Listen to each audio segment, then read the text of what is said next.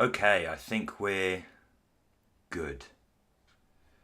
Can you hear me?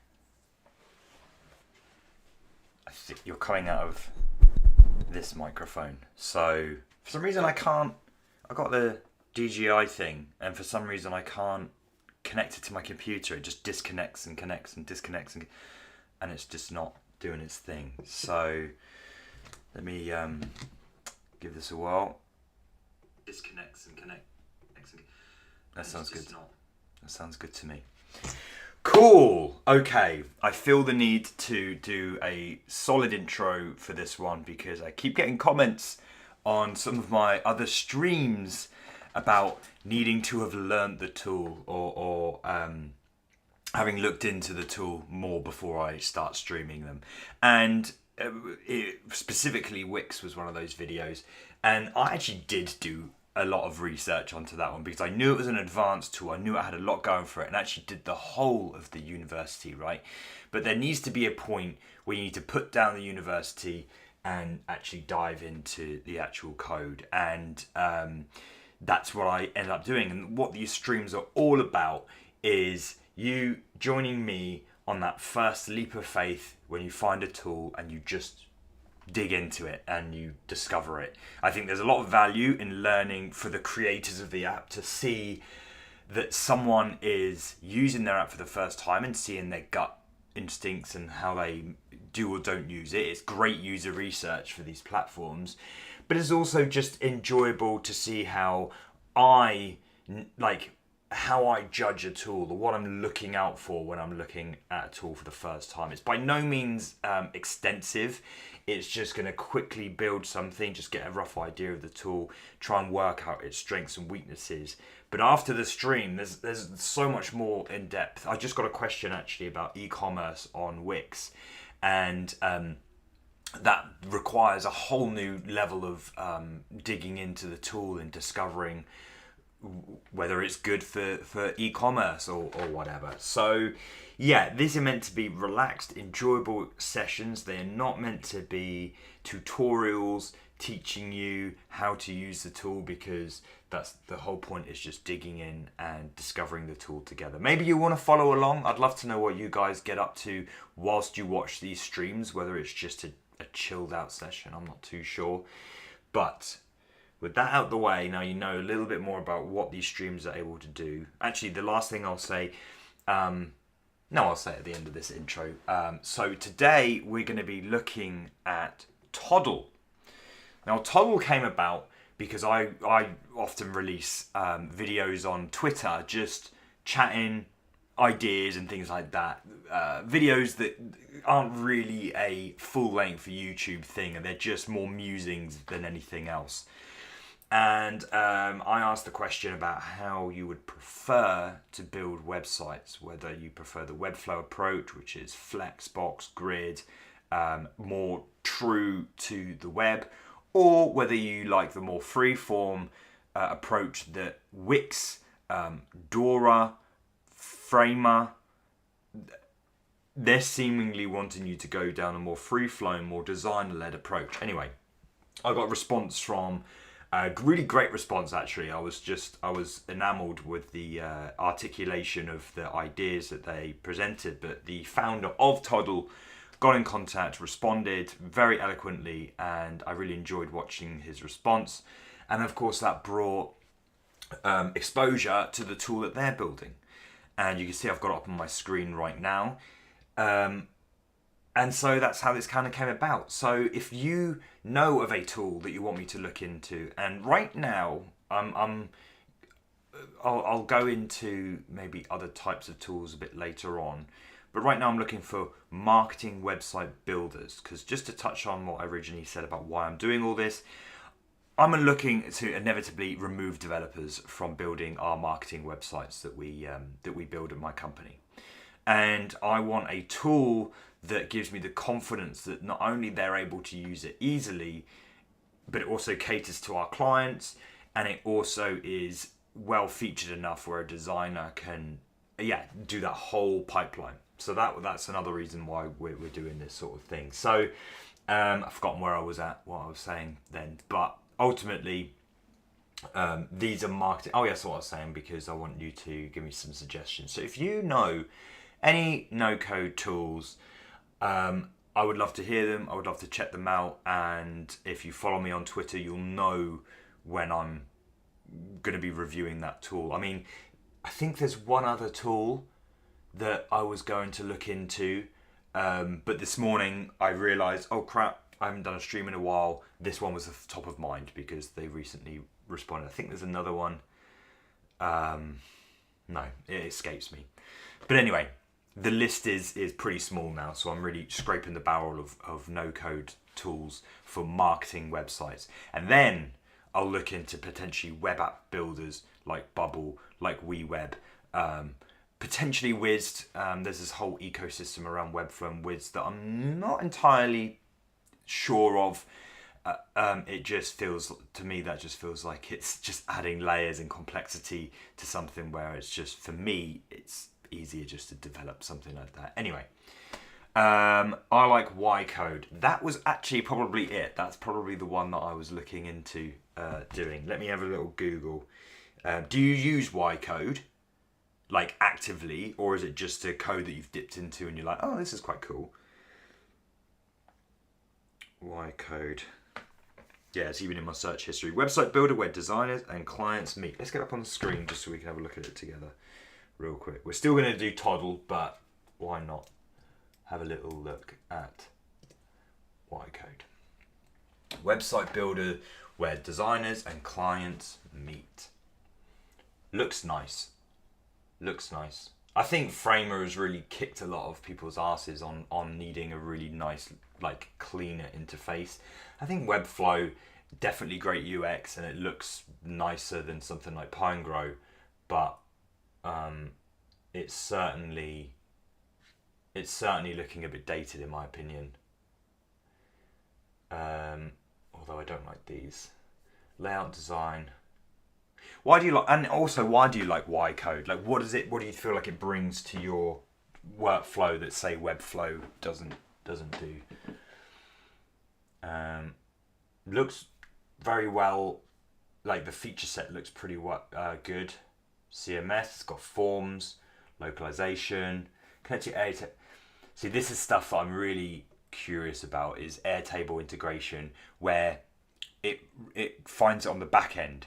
It gets it on the back end and renders the page. What was the tool that claimed to do that? Oh, escapes me. My brain's a bit fuzzled yet. Not yet. I was considering it as a good alternative website. It's lots of cool features. I mean, it seems, what cool features? Because it seems pretty identical. Not that I'm not going to check it out. I'm absolutely am, because there's more to a tool than that. But it looks pretty. The features look pretty similar. Layout design, forms, SEO. The Airtable one is or an authentication. These two are kind of stand out. It was Web Studio. Their integration with something like Airtable fetches it before the page loads, so you have the database data ready on page load, which is great for SEO and accessibility. So yeah, I do want to dip more into Web Studio, but it's just time, and that's why I'm doing these streams as well. It's like me blocking out a couple of hours to look into it. Maybe I'll go back over and use tools that I didn't get to use a lot of, and dig more into them, because I said I would, but it's just time. Cool. Yeah, I flipped through this just 2 minutes before we started, and it looks super clean.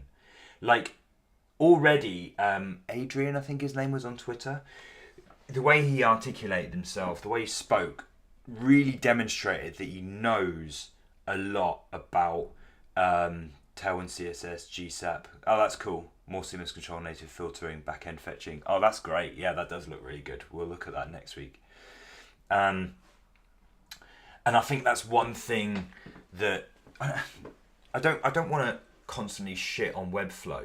Like, Webflow's great, and I still use it. Like, it's still the tool that I choose. But I think it's just what this channel's about. So I like to compare it. Like, for the one bad thing or two bad things I say about it, it is a great tool, and it is the right choice for many people. But their tech presence, well, not their tech presence actually. Basically, it's good to have a founder who seems to know what they're talking about. Whereas Vlad, don't really see a lot of him talking techie stuff. It's just what I've seen. I don't know whether he's done it. Let us know if he has, you know. But anyway, just gives confidence in it. Like, I'm a founder and I know technology and I'm interested in technology. I think that gives reassurance to people that you're not just business minded. You can be both, sort of thing. And it's cheaper. That's always good. Anyway, so yeah, the interface just looks super clean.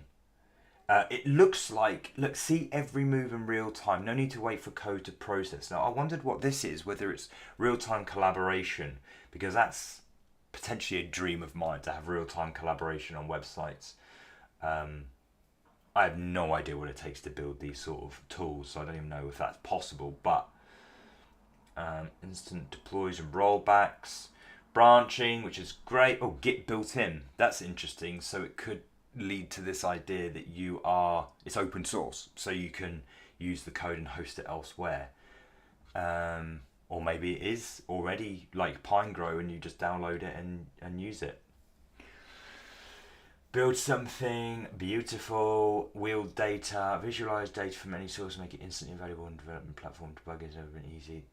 That'll be interesting to look into. Deploy to any code base. What does that mean? Build dynamic and exportable web components. Very interesting. Community. Publish once, deliver everywhere. Publish to. Interesting. Oh, I think that's just CDN basically. Infinitely flexible.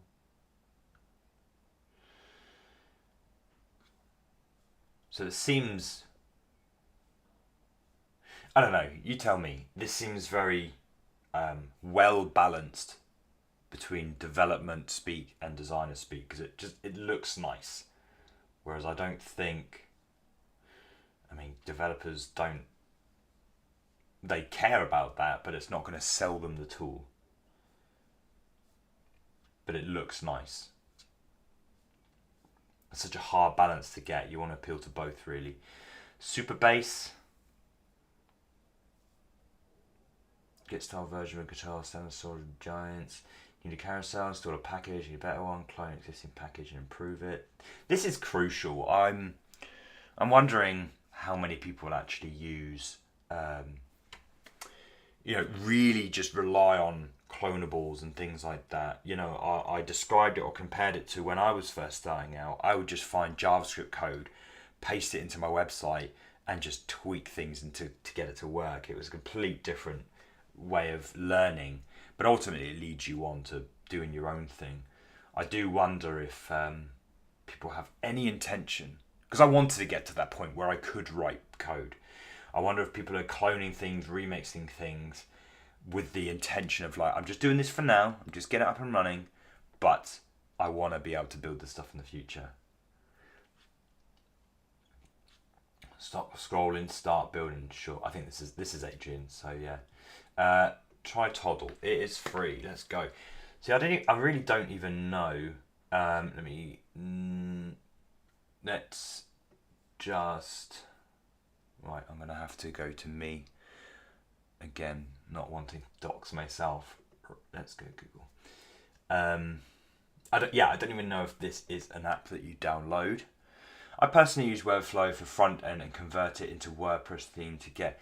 See, this is a really interesting workflow. I personally use Webflow for front end and convert it to WordPress theme to get full access to the back end, not Udacity.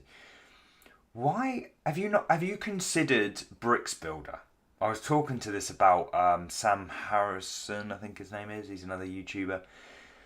Both love Bricks Builder.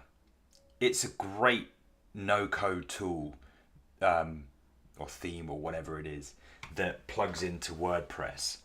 Really, really nice. You can pay, I think it's $500 and get lifetime access, or it's like $30 a year or something. Such a cheaper option, and you get direct access to WordPress. I want to use it more. Have you ever considered that? Because for me, paying for Webflow, I mean, how much does it cost a month? You're presumably on the workspace plan and you're not hosting any. So what was that, $19 a month? For $10 extra, you're going to have a tool for the year. Let us know why you're paying for Webflow just as a designer.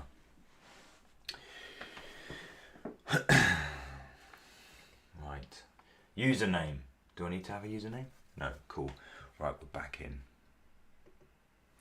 We are back in.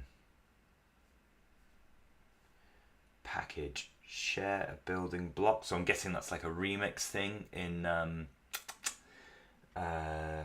Framer. Full app or web component.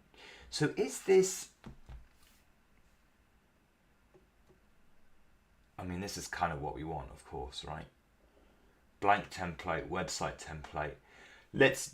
Oh, chat GPT, that's interesting. So you could see how the integration... Let's just go for let's go look at a template. And my Wombat project. We'll build something now. But if you're used to design tools like Figma, Toddle might feel overwhelming. Watch our tutorials below. This to me is appealing. This to me just looks super clean. And this user experience has AI built it in already. If you end up watching this, Adrian, let me know how long you've been going for. You got Discord community, the classic confetti. Because this seems really mature. Look how beautiful this is. Not actually hated Elementor with other web people, which they're too heavy, but we'll definitely like Elementor is friggin' horrible. Like Elementor is kind of like. Yeah, I mean, it's going to be redundant soon anyway because the Gutenberg editor and Webflow, WordPress theme builder or something is friggin' horrible. But Bricks looks almost identical to Webflow. I mean, that's an exaggeration, but like it works in a complete different way. Elementor was like the first of its kind. It's not appealing to designers. It's not letting you design. It's letting you build your website, if that makes sense. Whereas Webflow allows designers to design the website, right? Bricks Builder is exactly that. So Oxygen Builder is another one you could look into. Bricks. Pinegrow have their own plugin now, and if you've watched any of my stuff on Pinegrow, you might be interested to use that. But yeah, I think Bricks is just a perfect amount of abstraction away from being hardcore developer mode, which is Pinegrow, and needing to know everything, to just a clean user interface, honestly. And they have a 30-day money back guarantee, so you could buy it.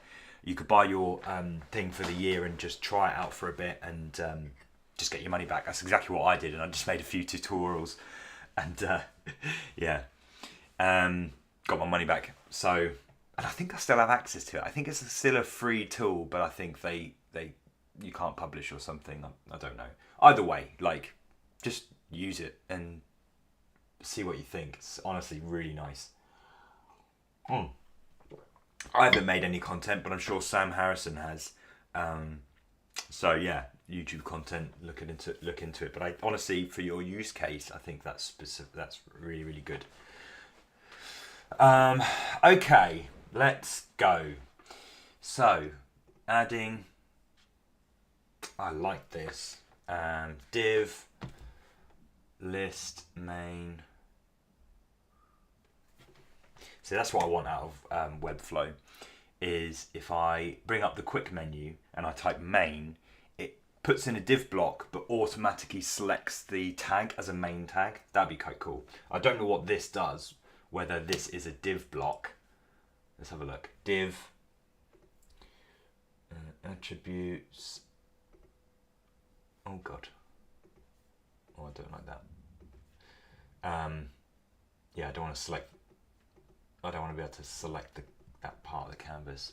Anyway, classes, interesting. So you can have. Oh.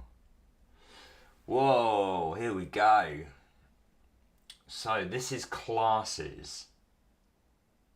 What is this? Is this a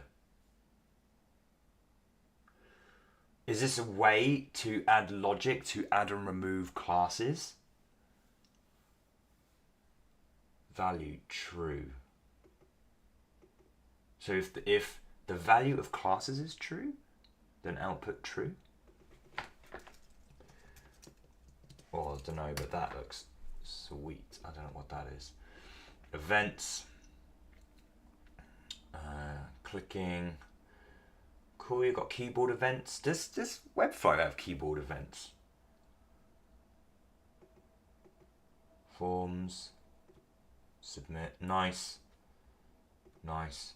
That's nice because many people bind submit event. Oh, sorry. They submit forms with the click of the submit button. Whereas this is like, if you're a designer and you're thinking, oh, okay, I want to submit this form, you're drawn into the form and then it's like, oh, I only have submit and reset. So it sort of forces you down that correct route. Inputs. Clipboard. That's really nice. Loads of events. Scroll events are obviously going to be really big. So, yeah. So how would I style variables? So are these... Oh, okay, so we've got variables.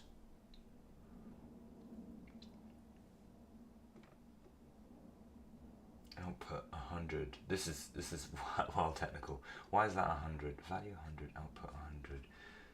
Name. Whatever. Unit pixels. No, like can you have custom like calc? Can you have calcs like this?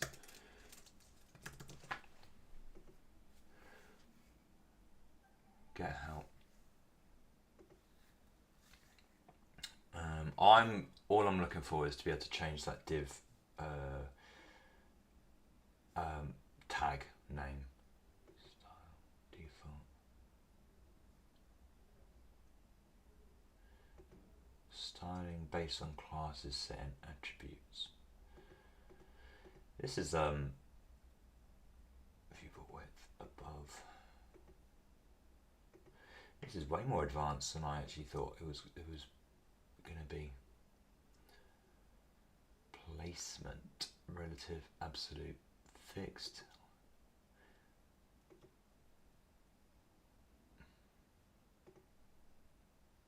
Okay, that's nice. One day we can arrange a Zoom call and I can show my workflow. Is a hidden gem. I'm pretty sure code. What's that? Ycode?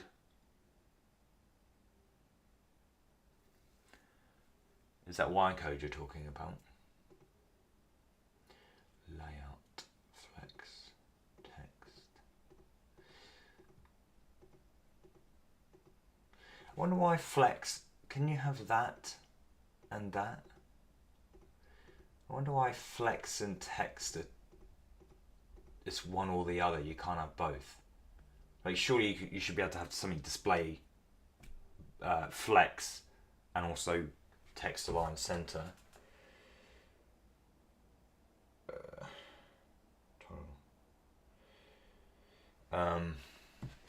So you'd have to create another div then inside that. Display none. I love this. I love this. I wonder if it's got the... It doesn't have the shortcuts that Webflow have. Those shortcuts are sick. That's a, what the hell? Oh, I think that's Arc. I don't think that's this. No, Webflow plus WordPress. Oh yeah, I mean like, it's fine. It's just like, well, first of all, I don't use WordPress all that much anyway. I'm considering using it more, but I don't want to I don't want to pay for Webflow. I wouldn't want to pay for Webflow to then move it to WordPress. I think they're just more integrated, less less frictionless solutions than having to go through all that. Webflow isn't that good to justify paying for it to then move it to WordPress. I think there are just much better solutions. Text, background. Let's have a look. Where's the text? Font. Enter. Oh yeah, I like to look knowing size. Here we go. Can we do calc? So 1VW. I don't know, 5. Oh, actually, 16 rem. Run rem. Let's do 24 rem. Oh, no, pixels. I should do. That's what my brain was telling me. Can you do that? No. No calc.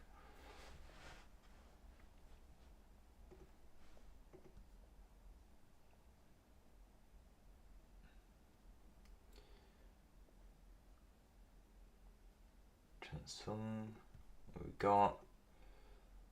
Yeah, see Matrix 3D. These are all kind of like the stuff that Framer brought out. I haven't used their thing yet, but like they've created a whole new interface that basically looks like 3D Max or something like that, and you can rotate things and all the rest of it. Pango, of course, like its capabilities, but the UX is not good. Do you know? I think the UX is fine. I think the UX, like it gives you everything. Like but people forget that Webflow is not giving you everything, so it doesn't have buttons for everything. Whereas Pinegrow has buttons for everything, and you're seeing as they start to add things, as Webflow start to add new capabilities, you're seeing that kind of side panel grow, and they're having to change things to more words and things like this. So like, I think the UX is fine. It didn't take me long to figure it out, just because it's so sort of close to the bone, so close to the code, as it were. But I think the design could use a bit more love, more modern love. But it's, I don't know, for me it's a good balance. You get this animation. Is that broken? Ah, here we go. Transition. Okay, whoops. I've broken it. I can't delete. But they need group elements better. Yeah, I think it needs to be clearer. But you can jump between them though. There's icons at the top. Once you learn the icons, you're like, okay, I want group, flex or whatever it is, text or something. So you can just jump around. Okay, that looks pretty cool, but I want to be at add element. No. Okay, so the quick menu is just E. I want to know. Oh, you go tag. Is it there? Tag div. So you can't change that. I would like to change that to a main, because that's kind of. Oh no, it's not. But like, what can I do here? Button, field set form. Canvas. Look all. Wow. You pretty much get all of the elements. I mean, it will break if I made this into a header, but you can do it. And then you can search for them. That's good. Show. This, I'm probably not going to get around to looking into this. I might have to watch some tutorials, but this whole logic system looks pretty good. In fact, the formula editor. The formula editor is where you construct your business logic. Formulas are used to perform logical operations. This could be data transformations, mathematical calculations, filtering, and then no side effect, and always return the same output given the same inputs. Hello. What do you reckon of my new setup, Kabaza? I've got a light and it's purple. So we haven't even started building at the moment. I'm using a template just to see what it does, and we're looking at this formula editor, which looks like you can collect data from a third-party service. You can do something. I just wonder if this is all on the back end, because that's the biggest thing. Is this back end logic, or is this just a fancy way of writing JavaScript, which is super interesting. The formulas you're building composed of other formulas. In the example above, the formula max from list consists of multiple different formulas such as reduce and max. To search a list of numbers, return the highest entry. Very interesting. When building the Toddle editor, Toddle is built in Toddle. We use formulas for everything. We use them to search the files in your project, to calculate the... Oh, this is making my brain go crazy. When working with formulas, you sometimes end up repeating the same functionality. Instead of moving your code to a component level formula, moving the formula to a real block. That's something Webflow lack a lot. What's that? What do Webflow lack? HTML elements. Sorry, I'm reading this and you're like 30 seconds behind me, so I have to try and remember what you're referring to.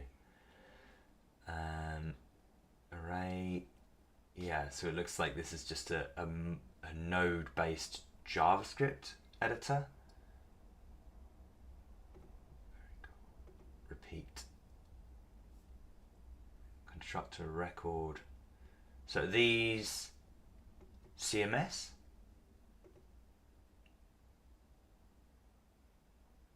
Like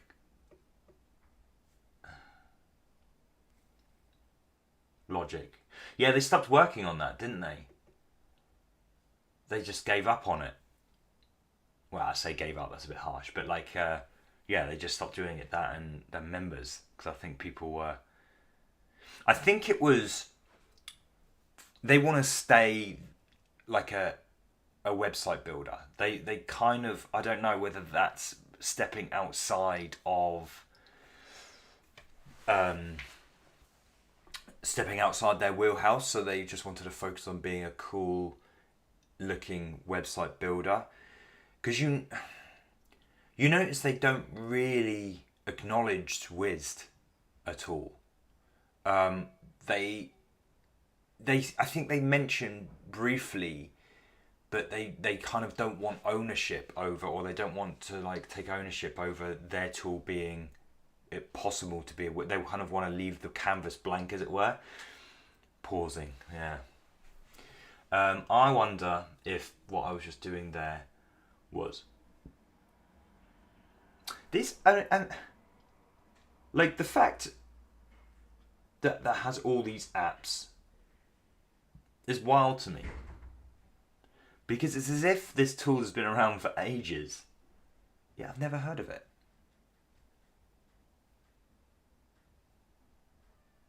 Yeah, it's got all this app ecosystem as well. Right, I want to look for, what start? One back project, branches. So you got branches out the box.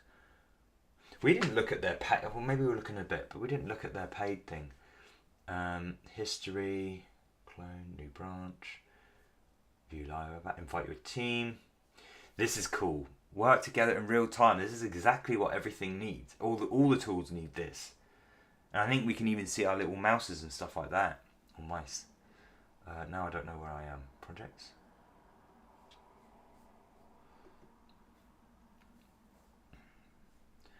How do I try to edit?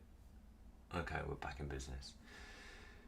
I just want to look at add element, files. Is this my pages as well? Yeah, so there we go. Files, components, actions, formulas, media, themes. You know, themes, that's cool. Settings, map, service workers, that's cool. I wonder if you need to create a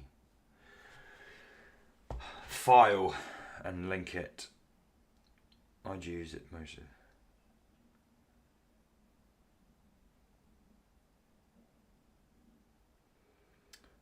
Manuals, Kabazo manuals jumping into the discussion about why not ZVE1.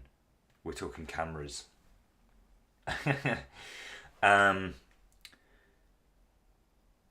yeah, ZVE1 was, it doesn't have the viewfinder. That's one of the main reasons why I didn't go for the ZVE1, because I want the option to take this out. So by the way, this is a new camera. Very excited about this because I can see myself here, although it's proving tricky to not look at myself, and obviously new lights and stuff like that. So mate, I'm such a nerd. But I want the option to be able to at least take this out on the road. So the viewfinder, I think other than that, they're pretty much the same thing. I think you've got more, I think this is just way more versatile, the A7C2. Yeah. And I probably am in more debt through purchasing camera stuff than I've earned from my YouTube channel. So I'm just digging myself into a hole, but you know, oh well, it's fun. It's fun for me. Anyway, themes are interesting. Oh no, okay, look at this. Themes is basically a, this is cool. This is very cool. So is this then the class? Or is this a variable? Z-index, that's a weird type of variable to have. Can you add font weights?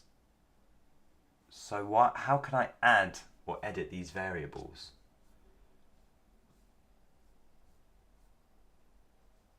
And is font weight like, unless this is automatically generated from the font that you, I use a hand mirror app.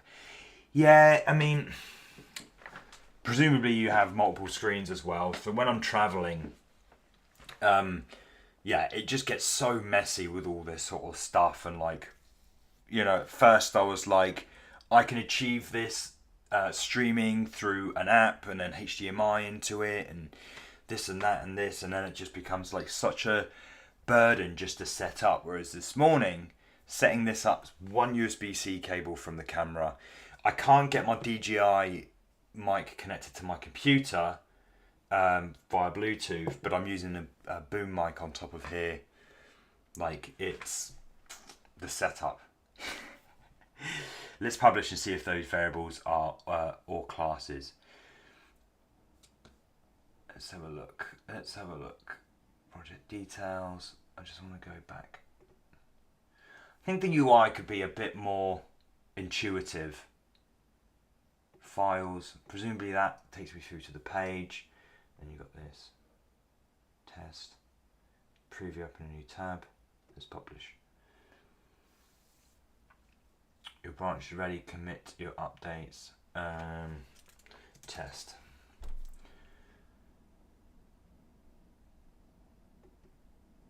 Yeah, I have used my iPad as a publish branch. I don't know if that's a branch. Live version. View live app. Yeah, again, it's just, I could use my iPad as a second screen or like a, you know, a viewfinder for the thing, or I could just have it right there, you know. And again, one USB-C cable. Like, a lot of moving parts to what gain at the end of the day, you know. Oh, cheers, dude. Right. I reckon, what are we looking for? Let's have a look at this font here. So, interesting. Look at the,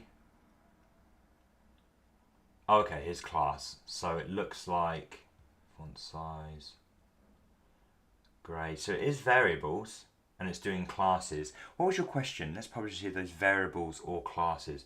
What do you mean? Because like variables are used inside classes, right?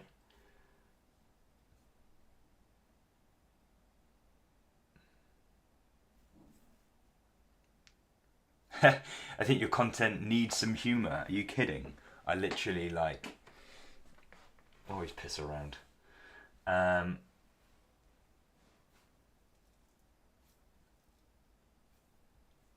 Let's have a look. I mean, yeah, it's. I'm surprised that is a breakpoint is the variable or whatever. Not a variable. What?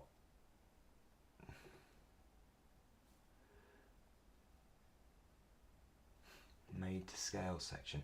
This is interesting. As a developer, like, can we just make up our own? Because I guess you could, because basically what the browser's doing, if you have an element it doesn't understand, it just resorts down to a div. Like, if you're happy with this being a div, and then let's go in. I mean, at some point you'd want a section. You'd actually want a section element because the browser understands a section element. Unless these just, I don't know. I is the hyphen there, hyphen section is something? Is that the browser, like, does it fall back to a section because it's hyphen section, or if you had hyphen header it would fall back to a header? No idea. But this is interesting. When you looked at the style guide, you were asking if those class names or variables. Oh, okay. See, that's the problem with being in the future. Right, I just want to edit. Yeah, I think the UI could probably do with a bit of. It's too simple. Like, I just want to edit this app now. View main branch. Oh no, that's view only. Is it view only?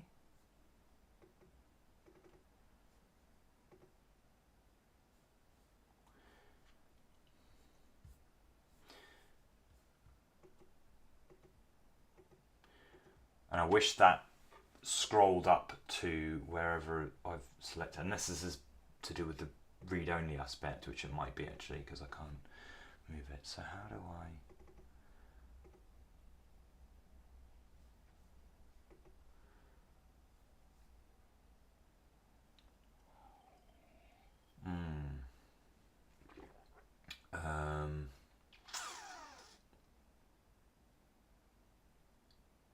do you always have to create new branches, do you reckon?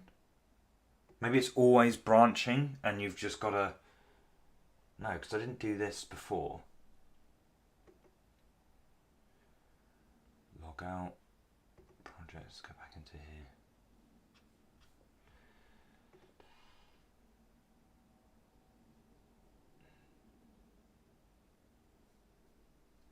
How odd. Maybe I need to create a new branch. And some stuff.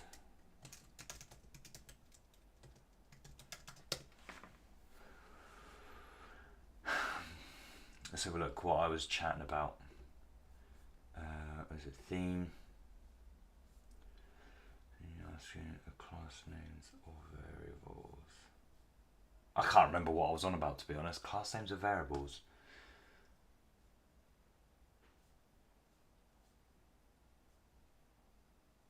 Add group. Okay. Oh, that's just colors. Yeah, so it looks like they predefined the types of things you can have, and then you can add them. The tool's more like a web app builder than a rather classic website that needs to be parsed by robots. That's why we use some weird tags. I'm not sure if I agree with that. The tool's like... But those weird elements will get parsed to divs. So that's why, what is it called? Graceful degradation, which basically, as newer tags came in when HTML5 was coming about, even though it would still work with older browsers because the tag would just fall back to a div. So so it would still work as a classic website builder, but if I was building this web page, I don't know, I guess it's taking the name of, sorry, I misspelled the tool, looks. Oh, it looks, yeah.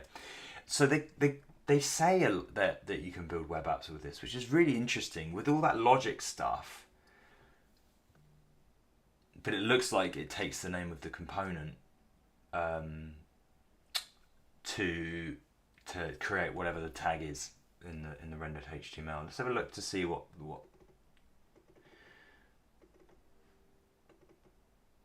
Okay, right, all in one. Here we go. Section header. So this is taking a really like modular component approach, which I really like. See, look at this, has button, small padding. This is the stuff that I'm talking about. This is exactly the stuff which I did you guys watch the Tiny But Mighty presentation? They kind of had this weird joke that they should look into something when talking about an interface for building pages. And it was when they were talking about the property groups or whatever that you can have add to components. But look, this is it. Does it have a button? I mean, it would be nice if that was a drop down. Let's have a look at the thing. Yes. Output, yes. So I wonder if that's now USB card. Has button. Is it true?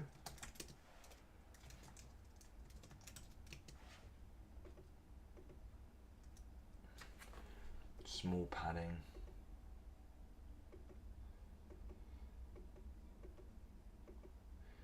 And this would be something you create a bunch of components for your client, and they can effectively, instead of designing, you're creating the framework in which they can build their websites and build pages and things like this. I mean, I don't know enough about these formulas to get it to actually work, because I can't even see a button in that component.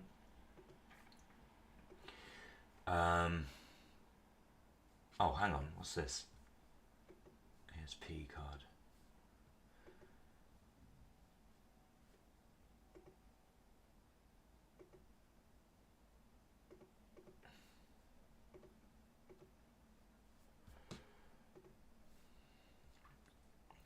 I reckon we that might be actually a bug, because it looks like there's loads of this here, but you can't see it. I reckon we start building something. Recent.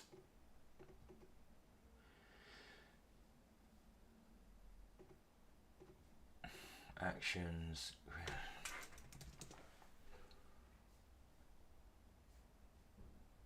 Actions.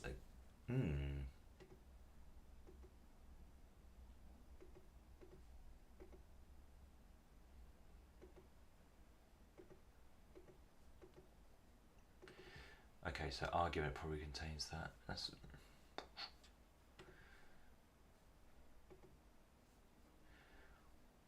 formulas, media. I reckon we build now. I'm looking for some sort of custom code page thing, but I reckon actions or whatever, or custom code, like it's all done through the node editor. Oh, back to here. Okay, edit. So it really is forcing you down, creating branches.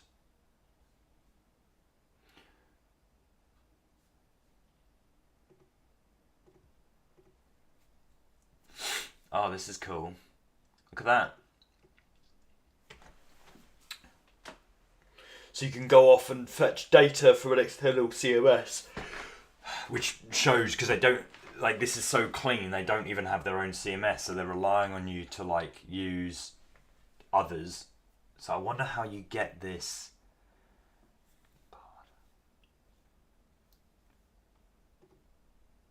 Oh shit.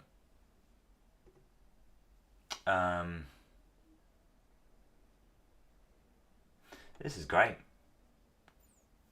I really want this to be. So how do we do this now? Auto fetch, fine. Let's just go weather. close that. So we have an API for weather. How do we then use that? Div events.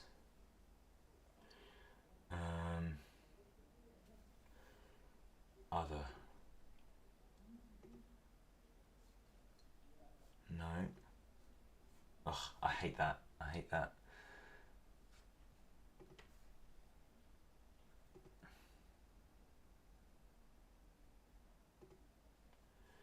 How do we use the weather?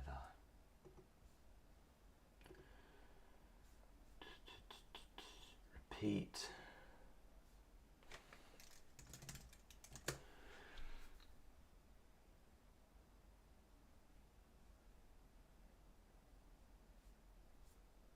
Wow.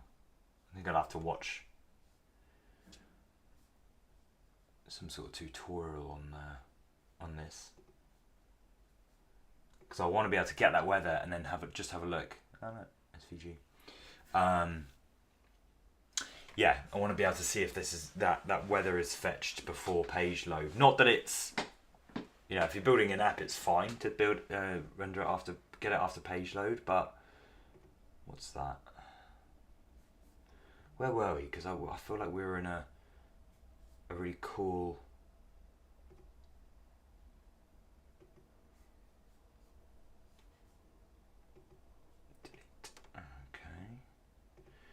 Formulas.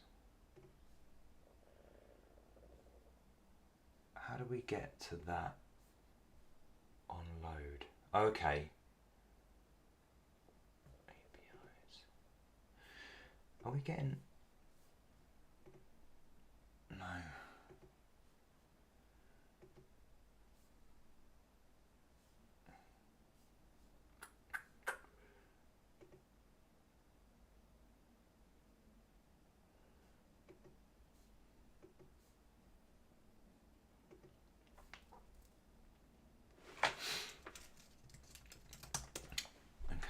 So we got our this in this component.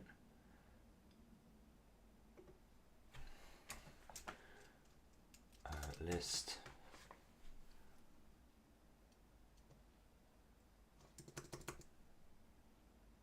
I want to see how I can display that API data. Slot. Cool.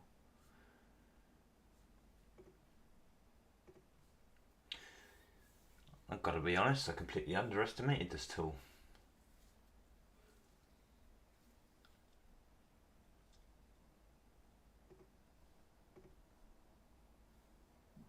But I do want to use the weather. Is it then in a formula? Ah, there we go. Data, location. Let's do country, GB, output. Okay, so we have a formula, and then we name that country. Displays in context. Let's then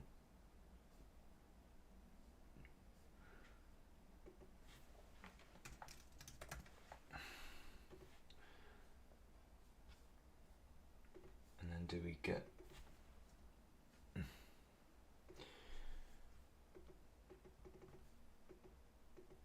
I want to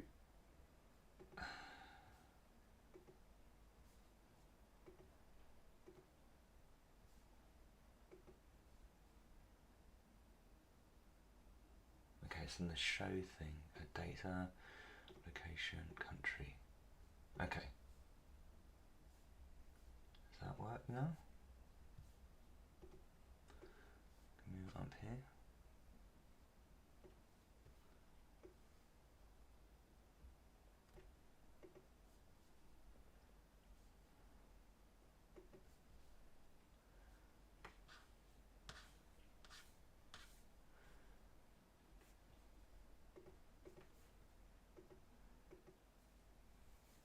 And how do I style that as well? Wrap element in a div. Styling.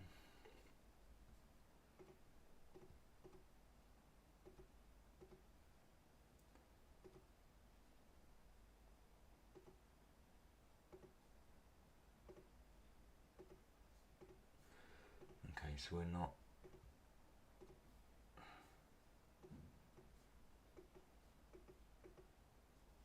Okay. Yeah, that's oh, hang on, we're back.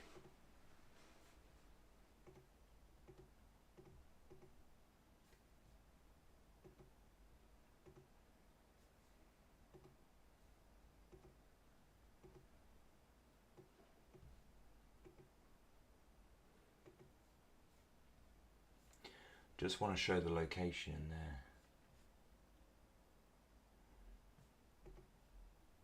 But it's only under the show one. Okay, right, I think we should build now. Because, yeah, that's the only real way we're going to be able to take it really for a test drive. Or see what the design experience is like. See, full app or web component.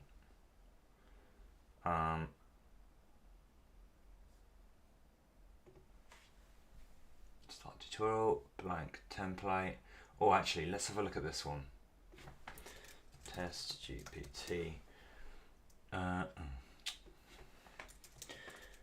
Sam test GPT. Let's just look how they fetched the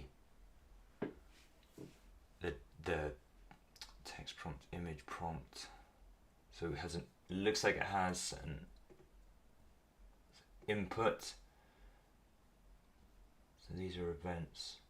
So maybe it's a page load event that gets the content or something like this. When input set, then set text prompt value. Let's have a look at the formula. Okay, target output record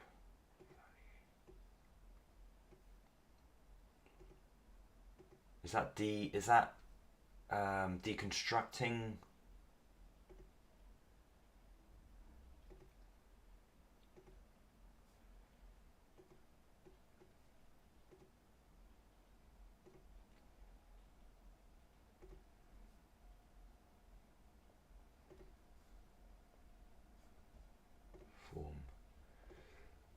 Okay, so that's setting the text input of what they do, and then it's got this then.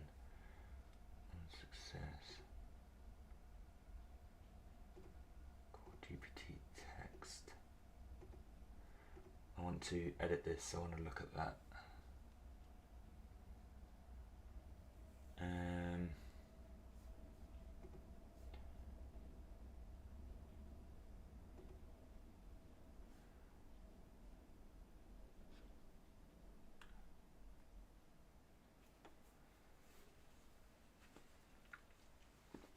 But this looks really quite good. And then where does it put it? So we do the response.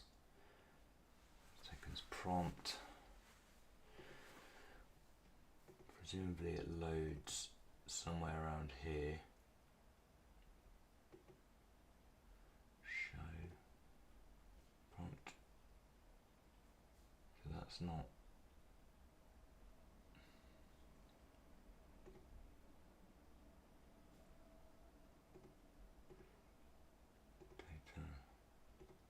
I've broken it now, I reckon. Here you go. Look at this. Jesus Christ. Okay, I think we should scrap this and create a new project. Blank.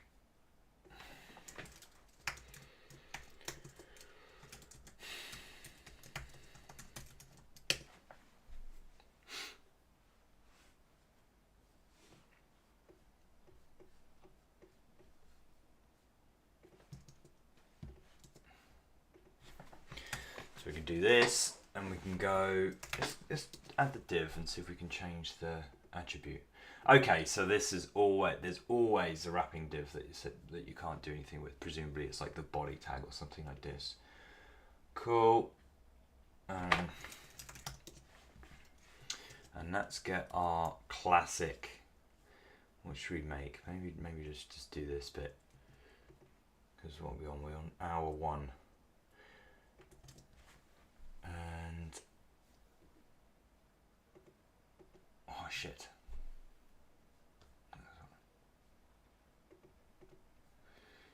Themes. So they give you all these colors out of the box. Maybe. Oh, I remember why. I remember why. Is pink 50 a class? A class name that you can use? I have a feeling it's just a variable.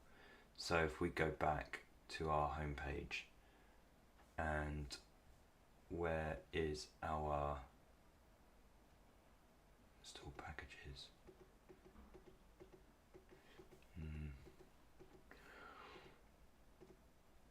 I think in their effort to clean up the interface, like it just makes it just a bit harder to, like the fact that this and this are like swapping exactly where they need to be. I don't know. Anyway, blah blah blah. Color variables, and we have a whole bunch of variables. Nice. And so let's start from maybe creating our own theme.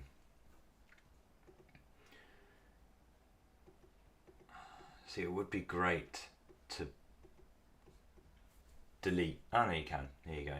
Can I delete the group? Yes.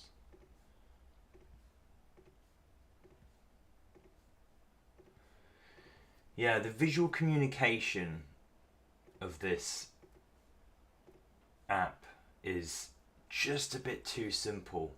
Like, it would be nice if there was an X right there that you know that you can delete it, whereas I mean, there's a hover state which helps, I guess, but it just a few more cues. Okay. Main groups, like, or just to be able to select that and then edit it like there, rather than having to click it and then go up there, would be cool. I'm getting a bit pedantic, but that would be nice. What the hell? What's going on here?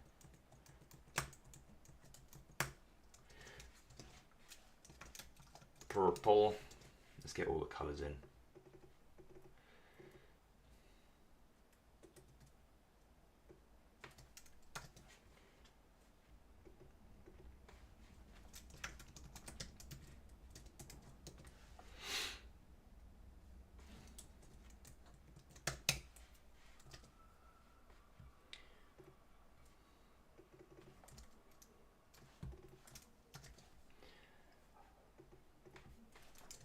Green.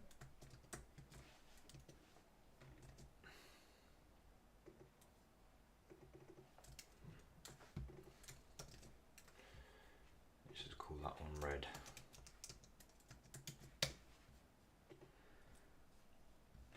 Cool. All right, we have some colors.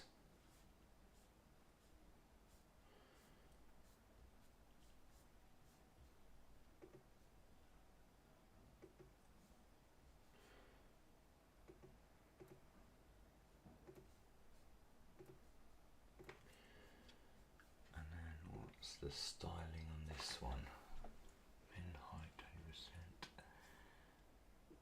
So is that display none or is that layout none? That's the question. And how do I edit the text here? Attributes.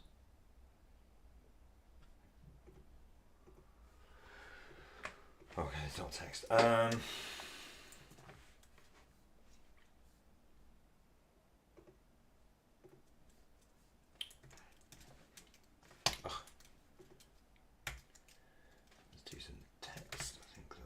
Need.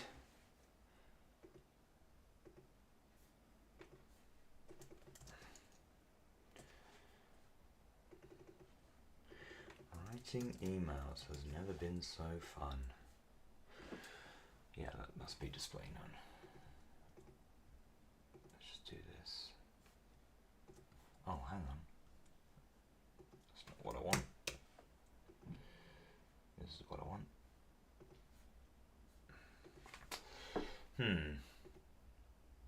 I do just need text.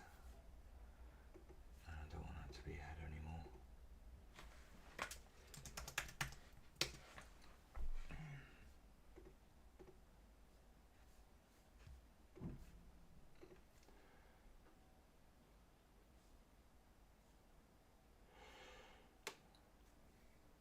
There is padding.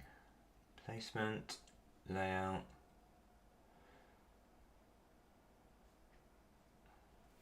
Is it me or there are no paddings and margins?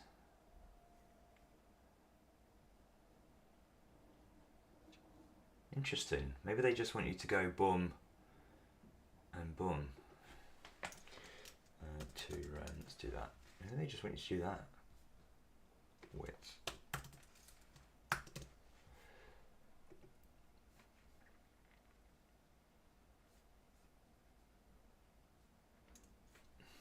And why is that div relative?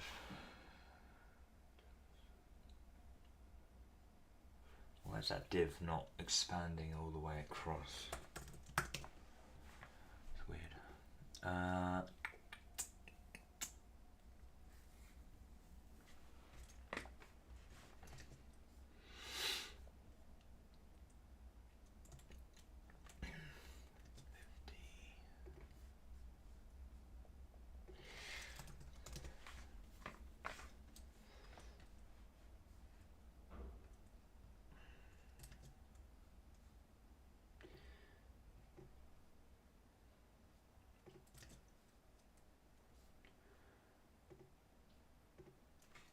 I want an SVG. How did they make those SVGs? Script style.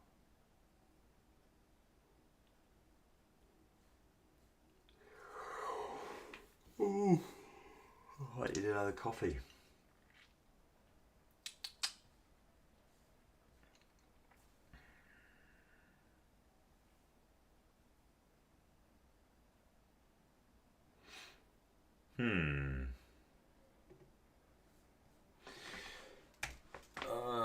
Embed.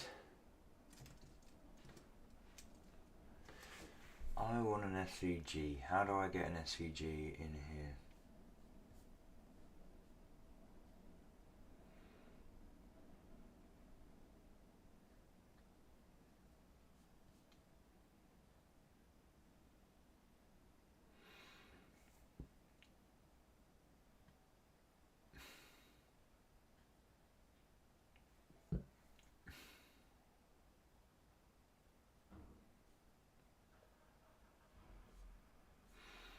Maybe I have to save it as an image and then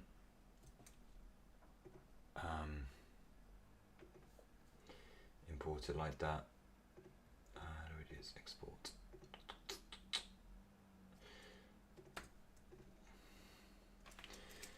And we will go desktop maybe. Actually, I have a folder that I've started to make full of assets that we use on this. Blah blah blah. I don't know, black circle thing. Now let's use that.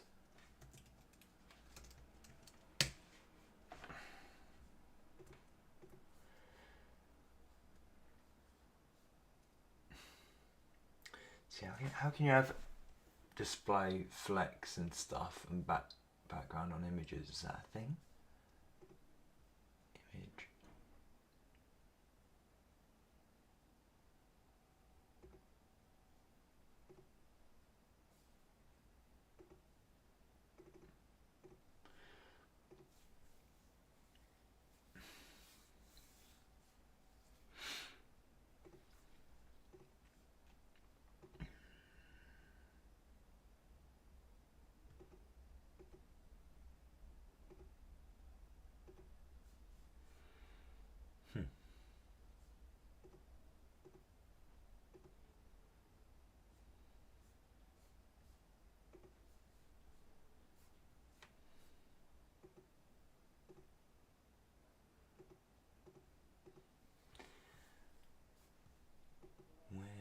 is the image.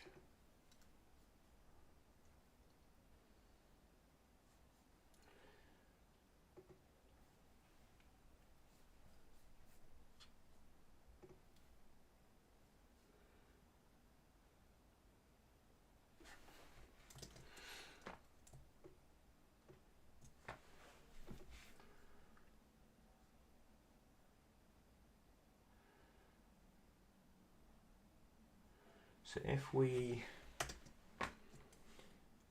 74. That's weird.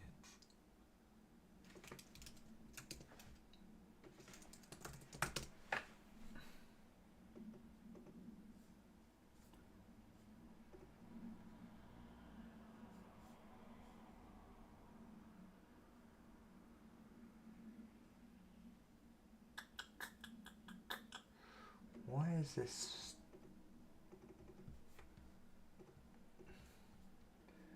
Height auto height 0? Is that going to fix it? No.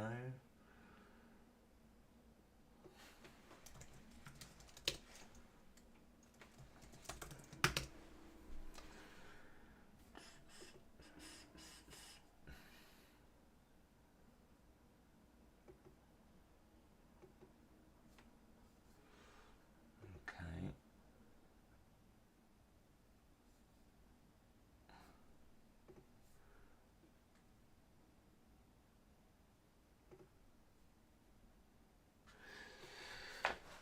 How do I change the width of this?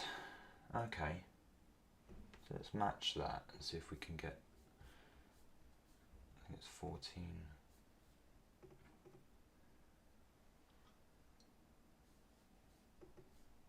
How wide is this frame? 1266.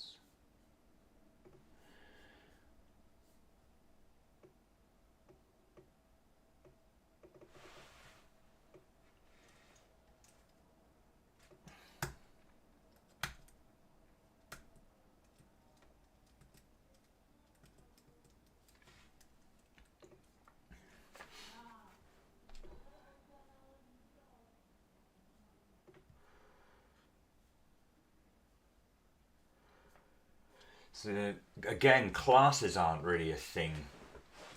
You can obviously use them, but look how kind of hidden they are. So let's do banner image. Let's do that, and then add the same classes there. I like that it's a subtle option, because I keep talking about it, but my class names are dead. Video.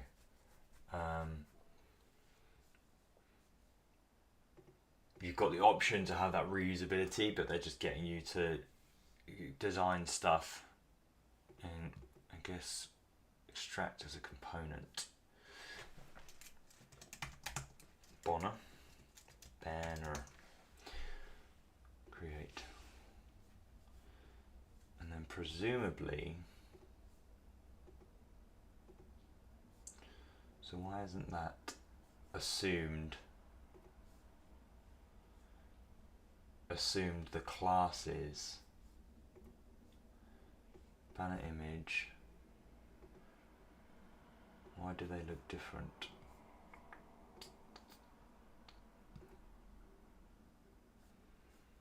We'll leave it as that for now. Why are they different? They have the same class.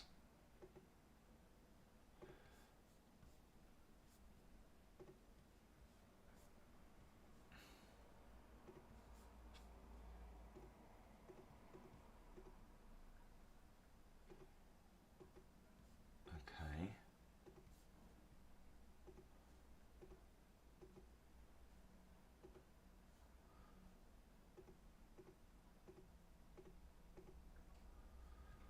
Is it because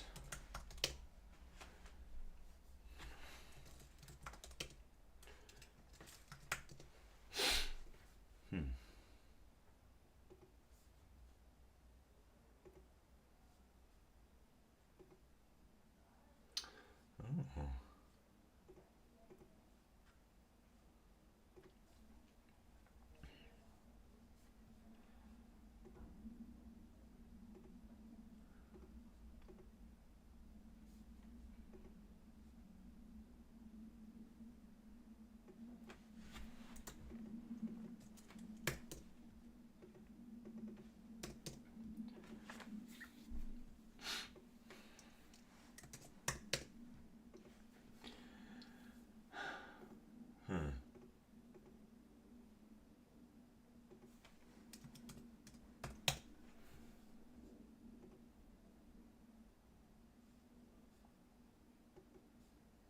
It's an interesting concept.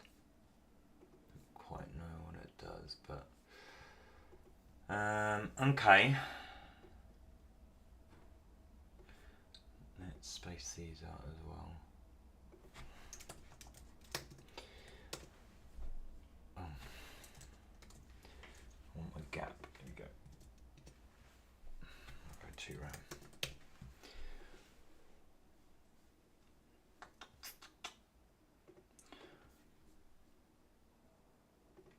Okay, I'm just going to grab a coffee, I think,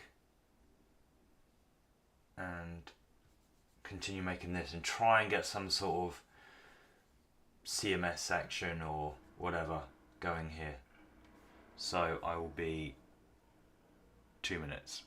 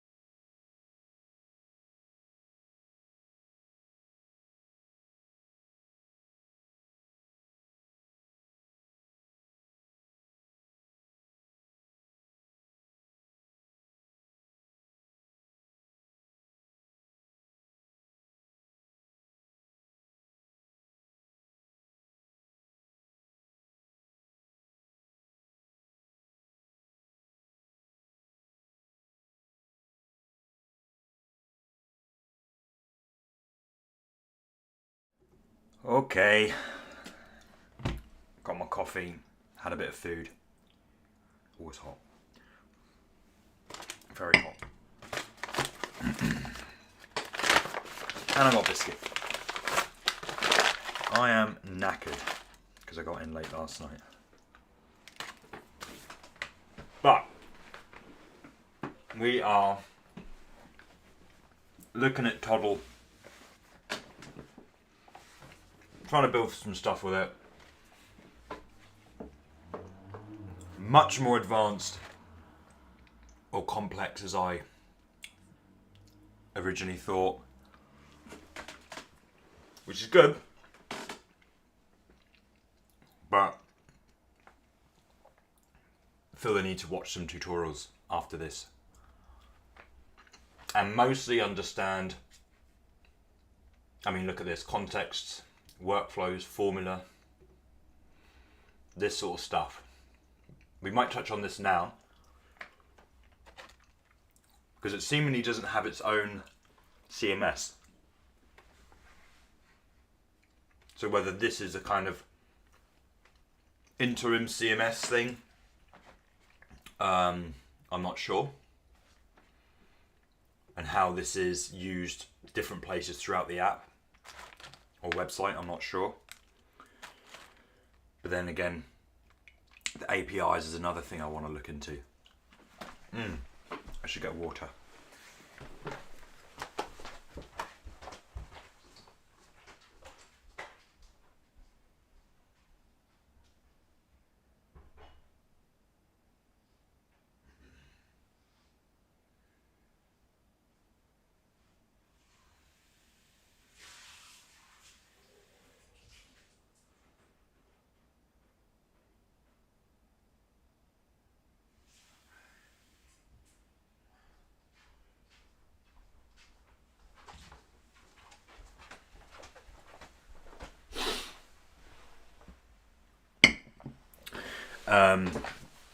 But yeah, in the name of building or designing, let's build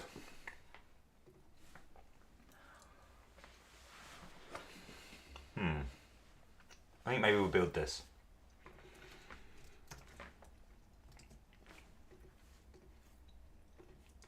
Blah blah blah. Oh no, we're in the component, aren't we?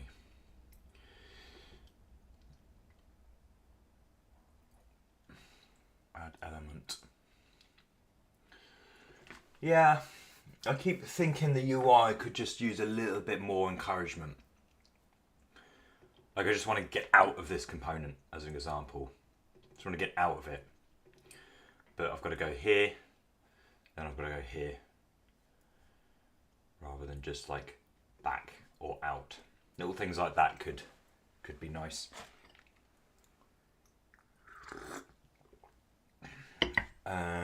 Let's go for another sectione macaroni, and we'll go for a header. Oh, I keep going Command E, but it's just E. Header or heading, and blah blah blah. Do we have this cream? I don't think we do. Let's make the background this.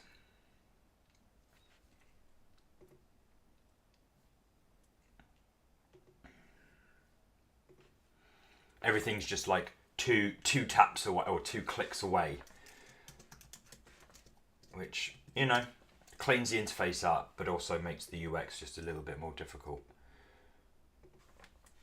It could be nice if those were popovers, so it would just be a case of, you know, once you've clicked it, it goes away, or you just click back or something.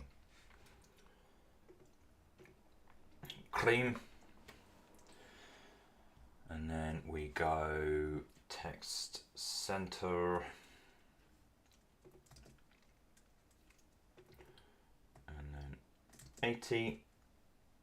Oh yeah, we don't have padding, do we? Which is really weird. Surely there's padding. Surely there's padding.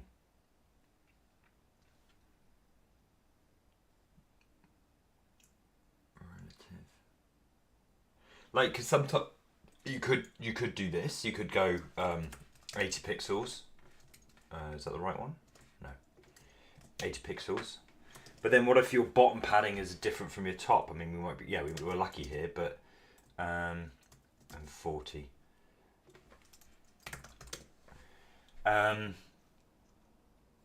Yeah, like overflow. There we go. Are people using paddings and margins anymore? I'm so used to using paddings and margins, but I feel like there's a bit of a consensus or something around not using paddings and margins. Oh, I feel so much better now after a bit of a food break. Is that paddings and margins hidden? Am I a dinosaur here?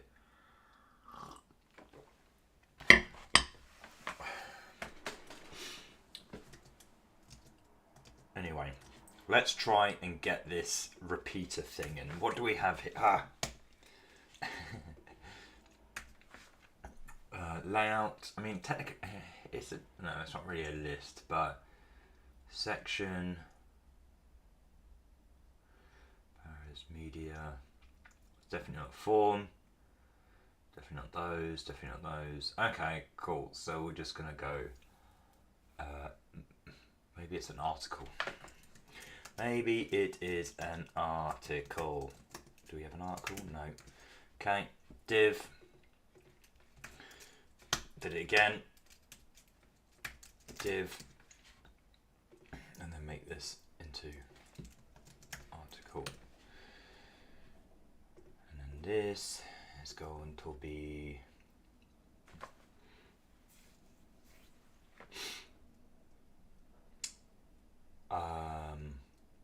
yeah, that's exactly what we need it to be, a div. This one's going to be 33. Actually, should we have it as a grid? Let's do grid. Can we do grid? I haven't seen grid. We don't have display grid.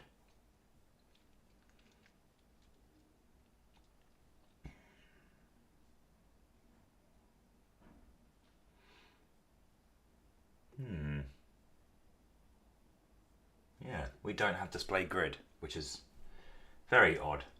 We can achieve this no problem with Flex, but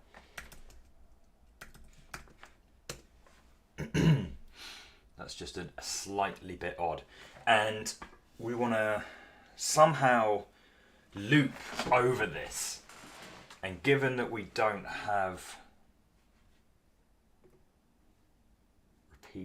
repeat array, and we want this to be an object,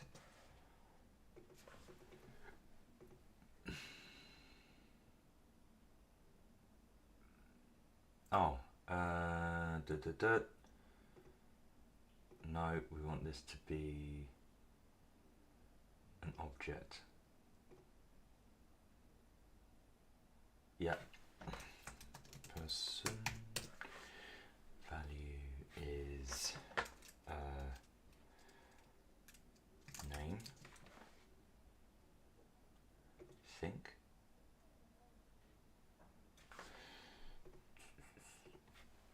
Oh dear me. Okay. How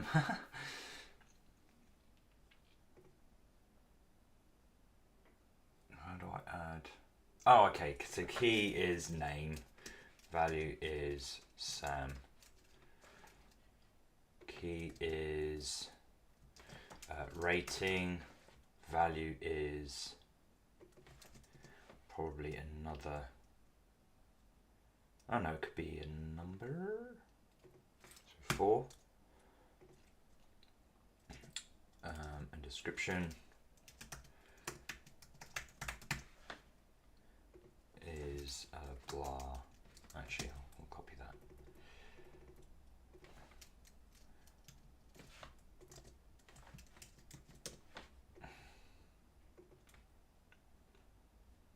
Okay. now, if we go, let's go heading 3. Ah, yeah, that's right. And then here we go.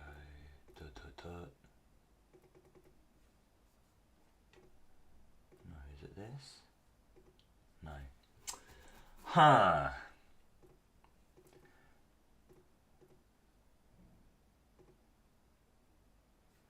I would have thought I need to go there, and then this is where I would see the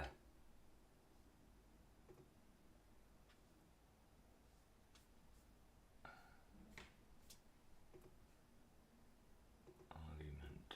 This is where I would see the result of this repeater thing. Pinky. But maybe I'm mistaken. Let's go this. And so these are 3. Then we go in here.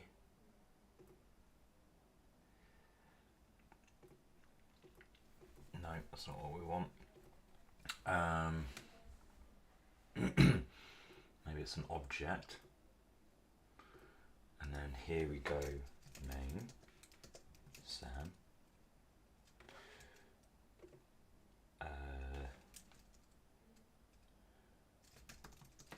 Name, Tom, name, no, Tom. No, that's not what we want. Okay, rating 5.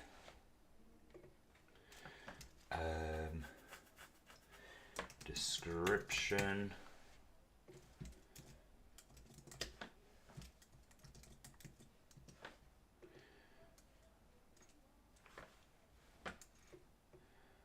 Can we like save that as a name, rating, description? Okay, that's good.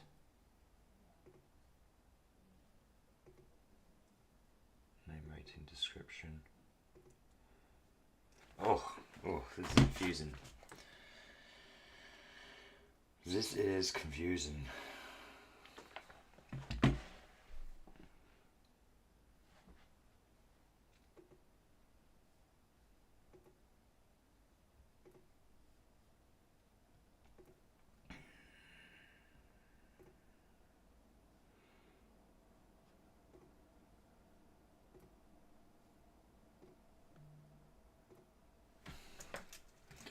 Name, rating,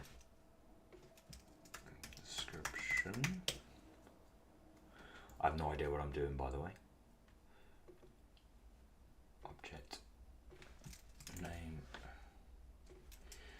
rating, description. Right, so we have these. Now, how do we get item? Okay, we have something. Name.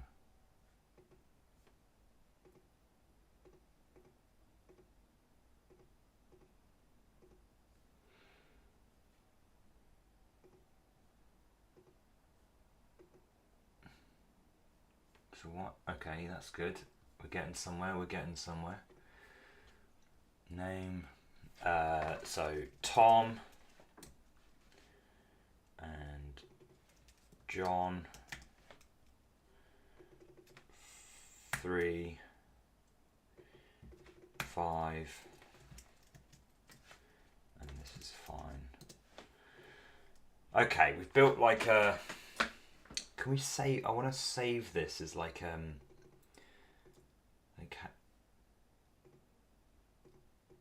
nice. So say we want to use this as a CMS, like a fake CMS throughout the site. I'd love to be able to save that. I don't even know if I'm using this right, to be fair, but this is how it's going. So, okay, we would like. Let's see, image. Let's see if we can. Do we have a star?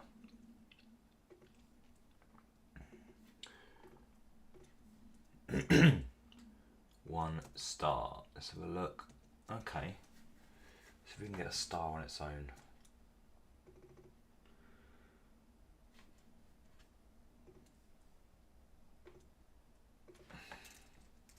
Star. Full. Yes, I know this could be an SVG, but I can't be bothered.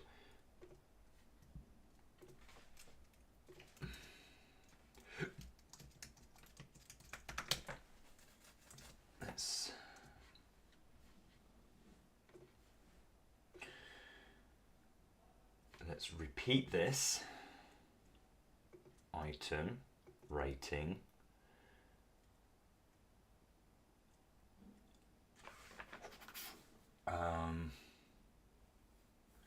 Must be a way to repeat this 5 times. So we've got an output. Is there a way to extend that? Array.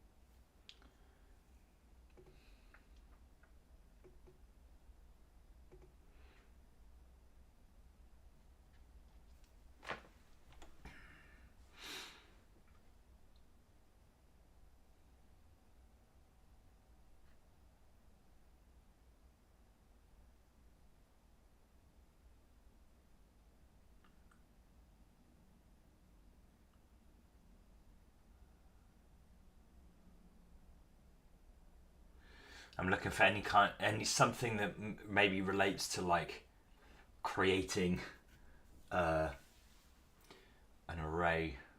I think these are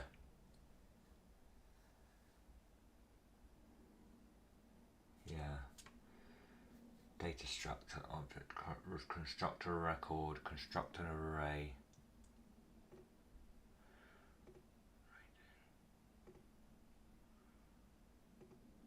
Oh, come on.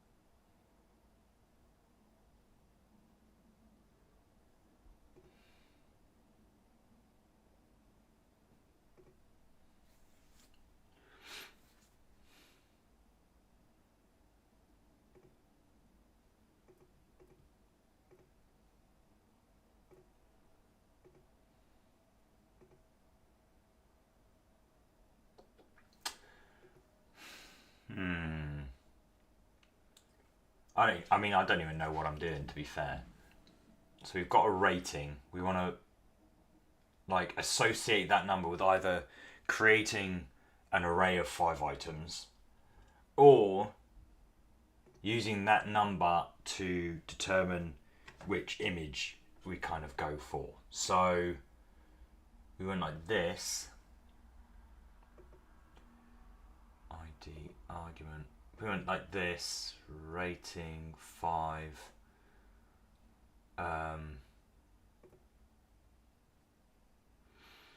and create, see, if we had an array in the middle there with, I'd use the index, we use the index to get like a URL of a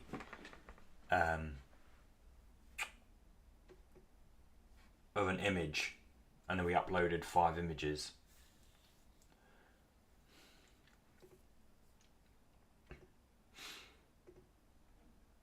Item rating.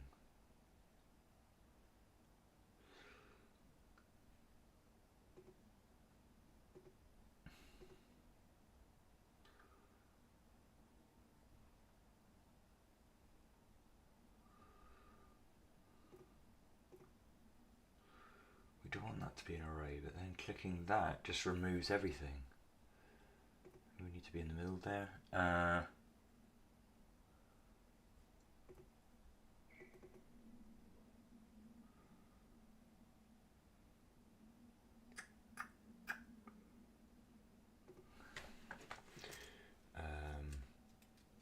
URL on.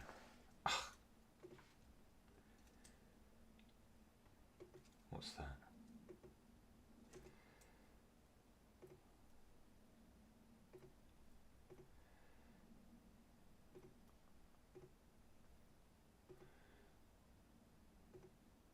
So what I don't get is clicking on that affects that one, but then clicking on that. So they both affect the same thing.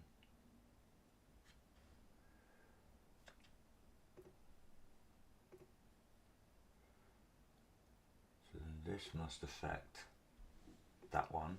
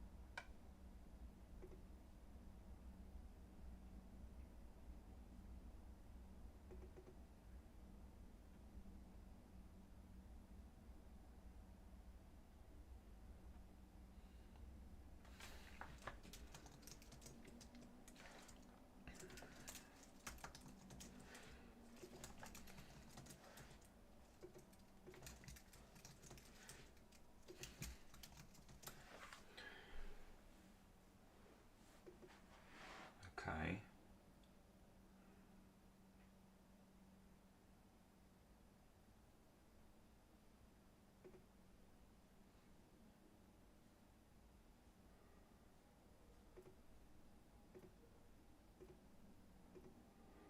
Yeah, I don't know. Let's maybe have a look to see what they've got going on as far as tutorials, because I do try and avoid them just so we can get going with something. But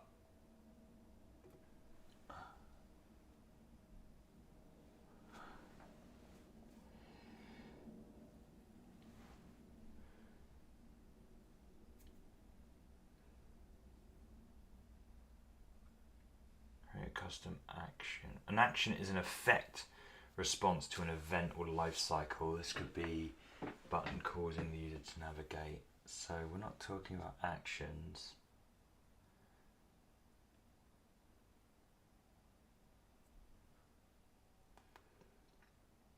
Unless we are talking about actions.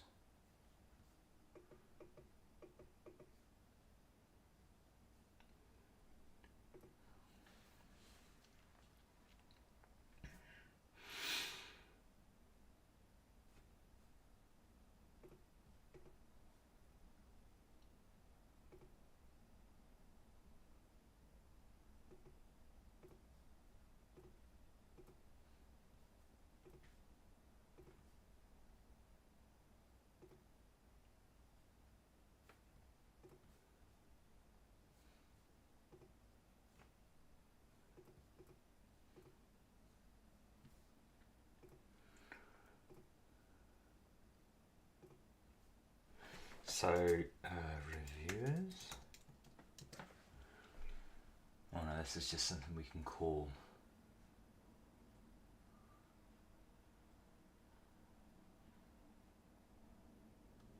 Unless we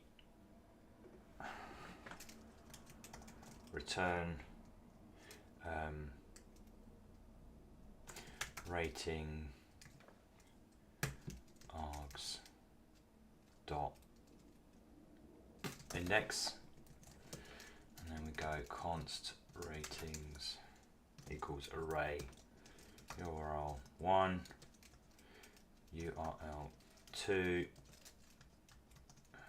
We'll just do that for now.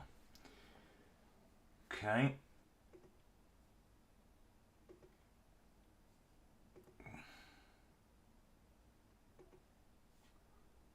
Source.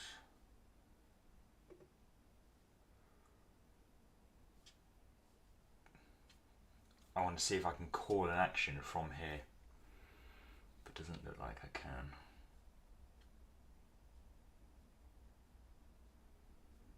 Yeah, you know what? Let's have a look, see what the publish application, first week, let's build a weather app, iTunes search tool. This is cool. First week in tool, that's really cool.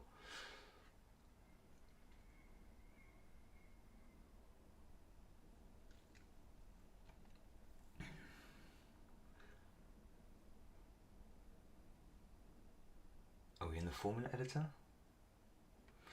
Where you can construct business logic formula, right? We know all this. Oh, I wanted a video. Let's see if we can get the YouTube, Toddle. See if he's got a video.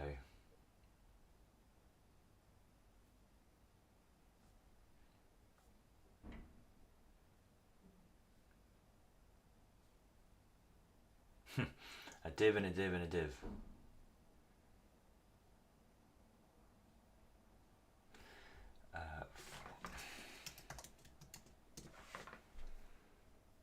Let's have a look at this.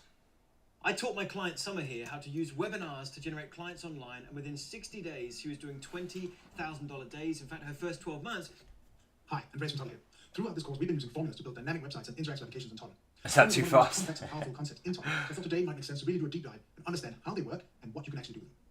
If you haven't watched the previous videos in the series, I recommend starting there. Today's going to be a masterclass on formulas, and it really helps if you tried them a little bit before. Also, make sure you stick with it to the end, because I'm going to be giving you 2 bonus tips on how to really supercharge your workflow with formulas. Without any further delay, let's get started. Almost everything in Toddle can be defined using formula, from attributes. This is exactly what we want. Repeating elements and even text content. Repeating elements. So wow. You see this little FX we want a different image. Indicates that this is something that can be defined dynamically. Let's open up the formulator and have a look around. Here in the middle of the screen, we see our current formula with the rightmost node showing the output of that formula. We also have the option of closing the dialog, expanding to full screen, or clearing out the formula entirely. There are many different kinds of formulas, but one thing they all have in common is that they take a number of inputs and always produce a single output. Let me show you what I mean. So we can change the current formula by clicking the little button here in the top left part of the node, and then we open our formula select menu. In here, we can see everything that's available to us in the formula editor. First, we see some data structures, followed by some logic. I will cover both of those later in this video. Then we have some static values that usually come in quite handy. And finally, we can see all the list of formulas available to us in Toddle. So for here, we could search for capitalize, and this formula takes an input string and then return the output string with the first letter in capital. So in this case, we could change this to the input to Andreas, and we get as an output Andreas capitalized. And we can see here the formula takes, in this case, exactly 1 input and produces 1 output. You can either define the input here as a single value in this input here, or you can combine multiple formulas together to form more complex flows. So by clicking this little plus button, I can add a second formula to this flow to build more complex logic. Let's take capitalize here. No, that was capitalize. Concatenate here, and add first a space. No, there we go, space, as well as my surname. We do that like this. And here we can see it takes that string and returns the capitalized version of it. First concatenates each part together into Andreas Miller, and then finally produces the capitalized output. So concatenate is a different kind of formula. It still works on strings, but this takes multiple input, and it's actually what we call a variable input formula. And what that means is you can choose how many inputs to give it. In this case, they're all strings, but it always still produces one output. Depending on the specific formula, it might have 0 inputs, 1 or more. Now, because formulas are composable in this way, when we use the term formula, we both mean a single node inside a formula, as well as a full flow of multiple nodes put together. Because for both of those cases, it's true that they take 0 or more inputs and produce a single output. And that is the definition of a formula. Now, just like we were able to add additional nodes to the start of our formula as input to the following nodes, we can also add nodes at the end, again using this plus button, or really any place in between. So let's say here we might want to add a trim formula, which trims white space off the start and end of the string. And this can be very useful, especially when handling user input, like email and username, and you don't want any sort of trailing or following like leaving a trailing white space going into your backend.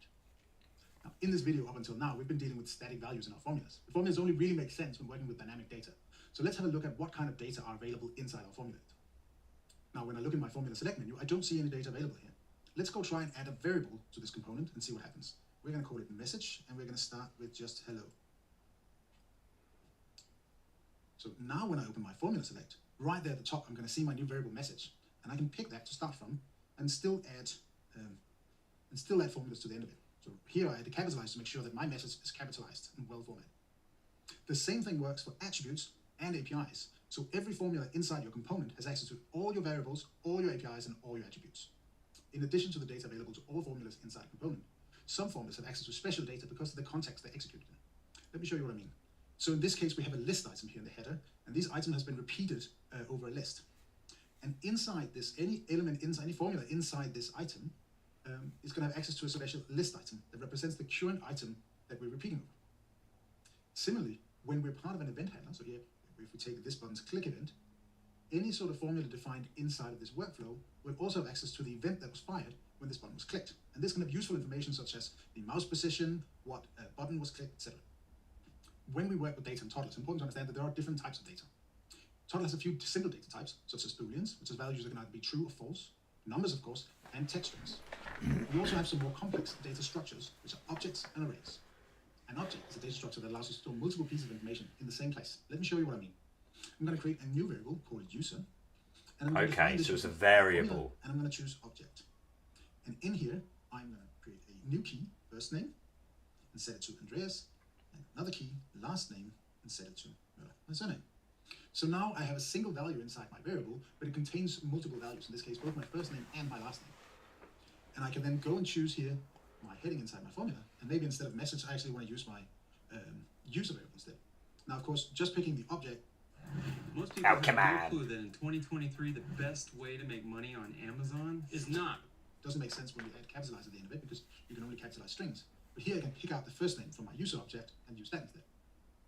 With objects, each item stored in the object is assigned a specific name called a key. Arrays are similar, but instead of using a name as a key, they use the position inside the array. Let's go and change our user variable and call it users. And instead of assigning it as an object, we can choose an array instead. And you can see by default, it has the same properties, but now instead of having a first name and a last name, it just has a 0 and a 1. In arrays, the first item is always called item number 0, and this is common throughout programming. Arrays can hold multiple kinds of values, including other arrays or objects. So let's instead go and add an object here, and we'll call this first name.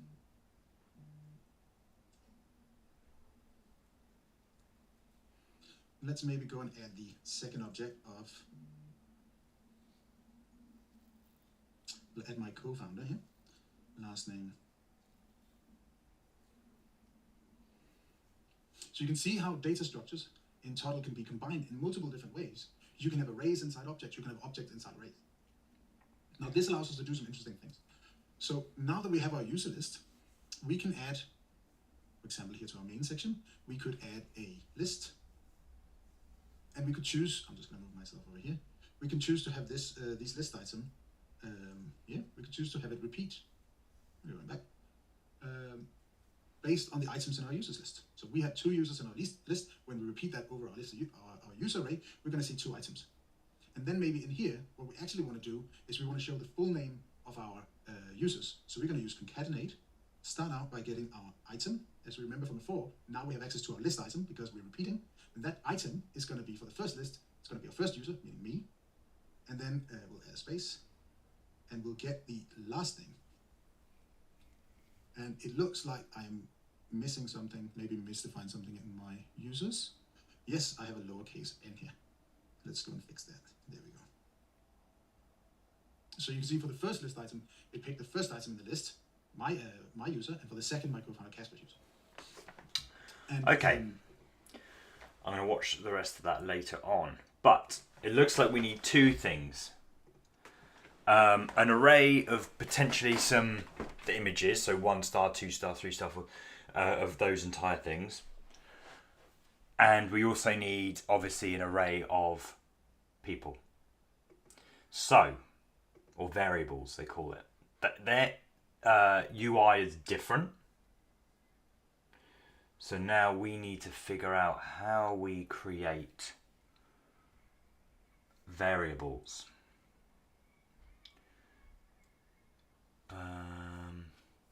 That's that.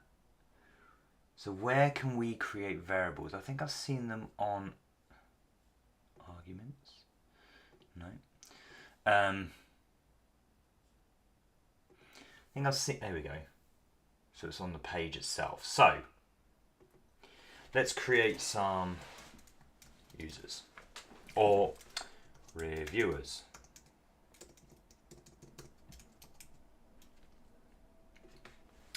And we want to change this to an object, no, an array of objects.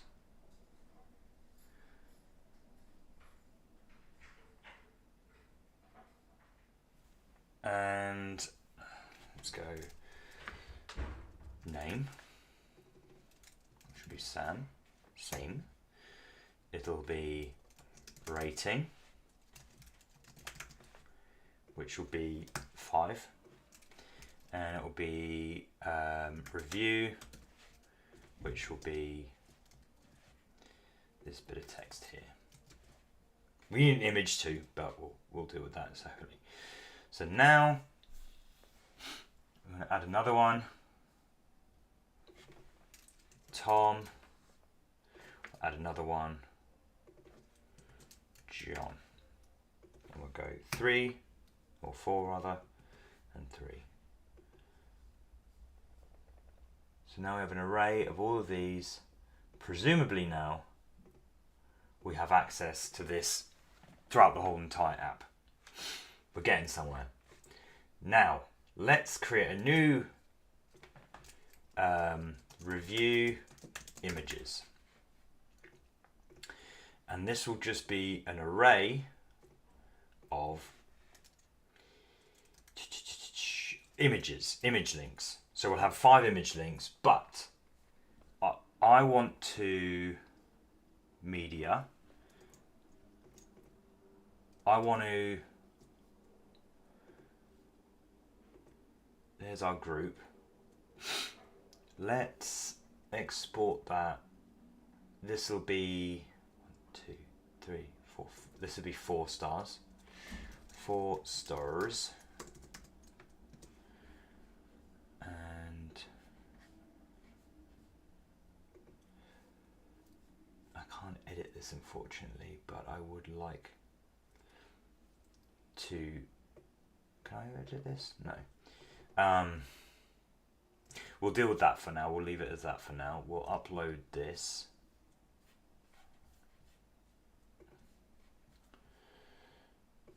And upload some images. We only have 4 stars, so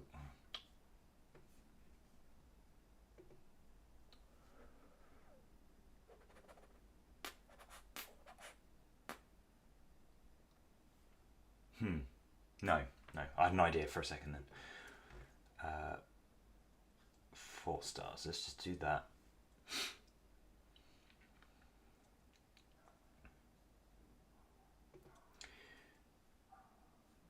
Oh, that's cool. And is that the U? This is a button. Oh, I need to edit that. Right, so now we go to the review images and we edit this. Do that.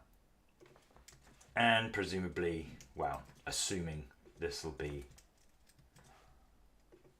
different and we're going to use the index. Okay, we have our images. This is fun.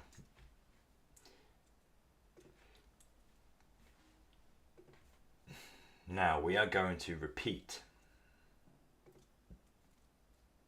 over reviewers as our repeater, and then here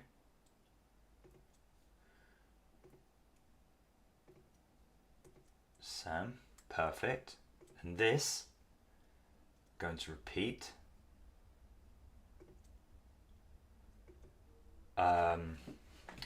we want to intervene with review images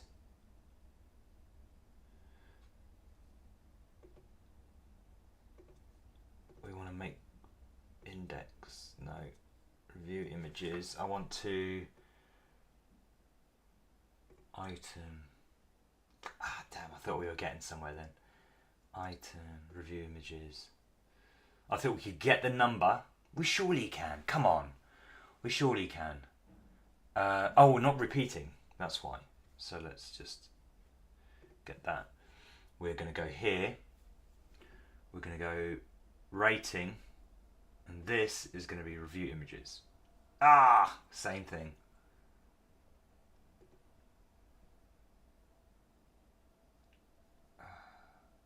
Item, rating. Unless we can go, no we can't.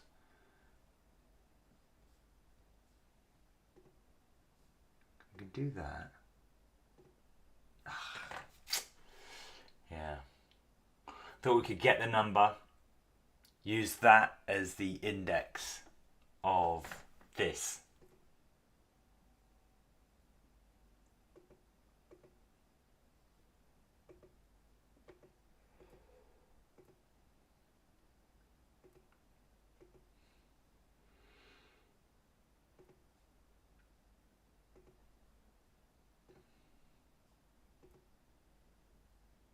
Which I'm surprised at.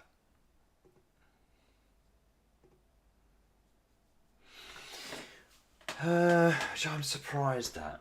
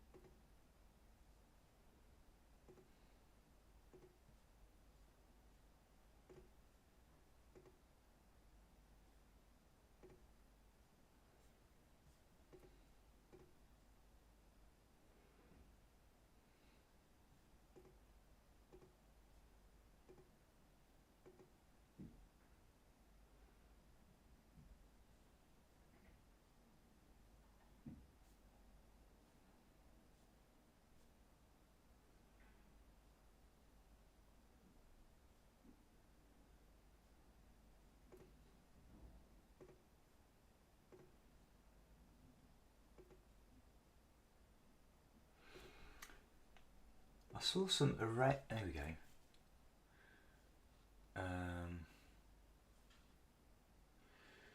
Clamp, concatenate.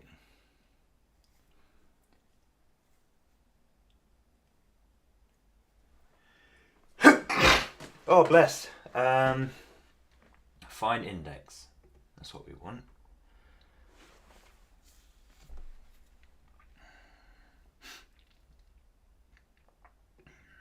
And we want this to be item rating.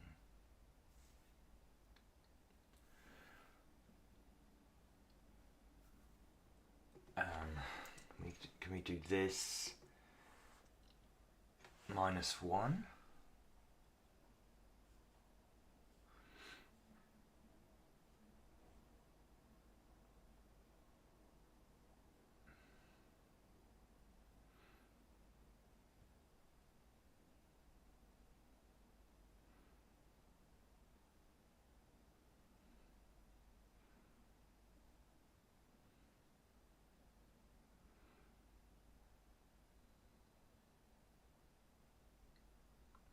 minus 1, which is 4, which is 0.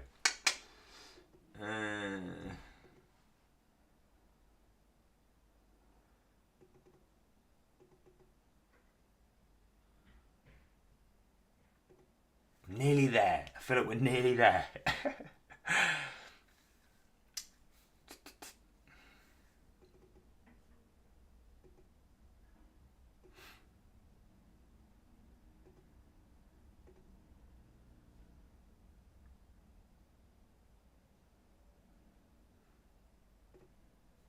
I want to.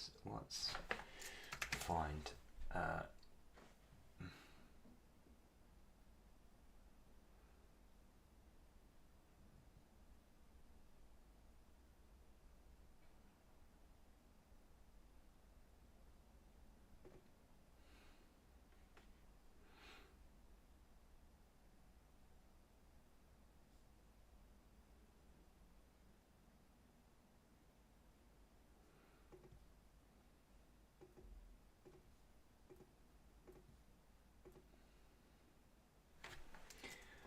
Index of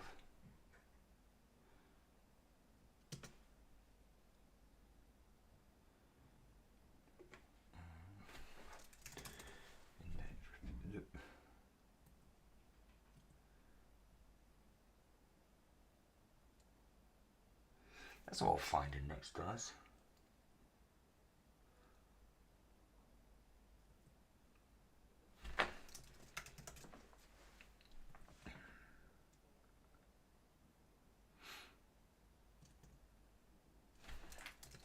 What did get do?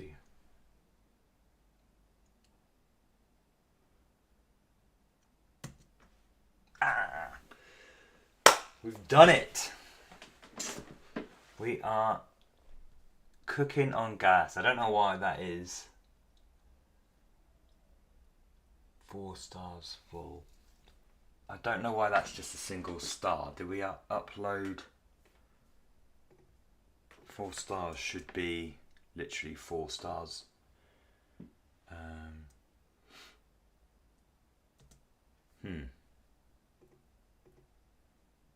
Anyway, I'm happy with that. Let's go paragraph. Get this. And look at that, I'm a pro now, man.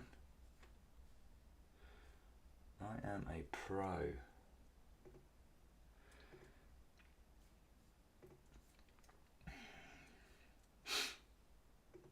And then let's make this. I still haven't figured out the class thing though.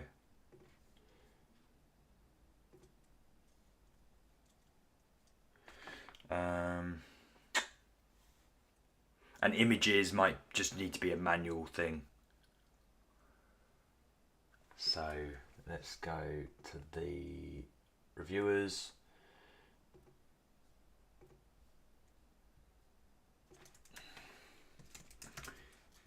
Image. And then we'll make that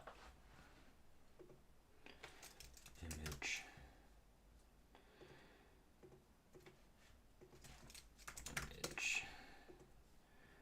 We'll go to our media. Let's upload a picture of moi.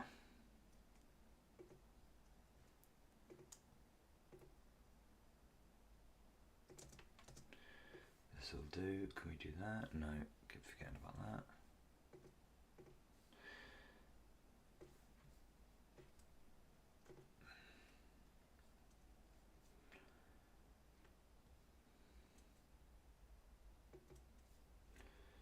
Let's go that one.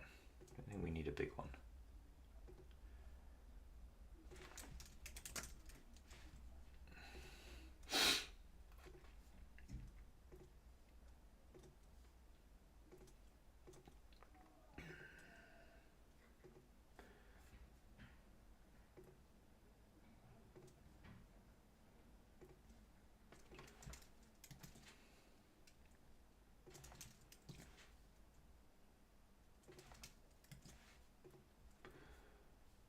I wonder if designers would be interested in this.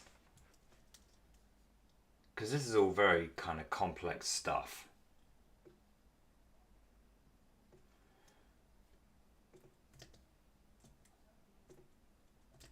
50.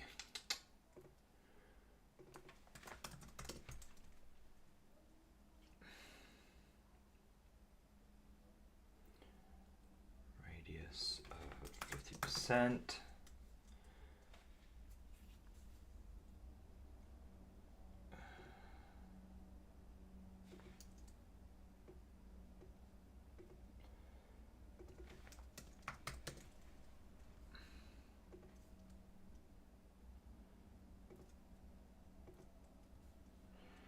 Still wondering why that's just one.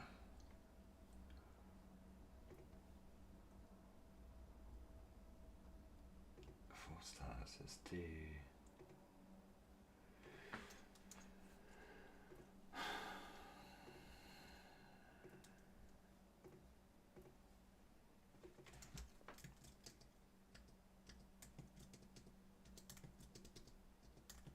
It's better I just copy the wrong URL. Cool.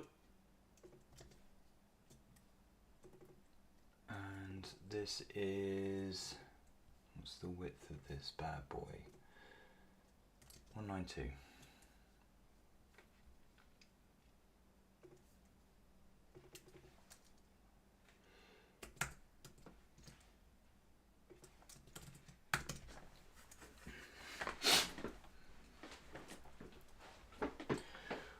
I love all this kind of nerdy stuff. I really do. I'm not sure how well it'll be received by the designer community, but it's still pretty fun.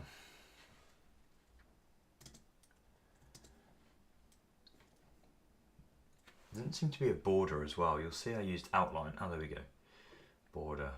Or we'll do 4 again. Yeah. What's the radius on this bad boy?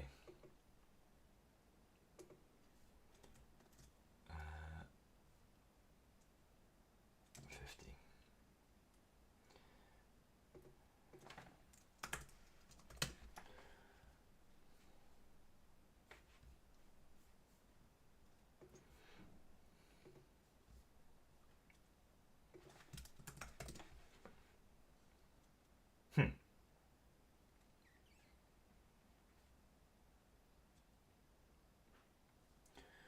Why is that?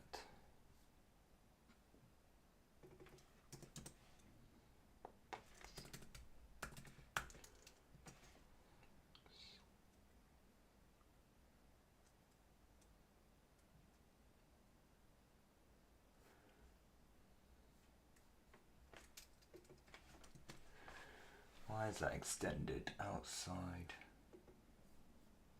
Is it because we need to go? Right. No, it's even worse.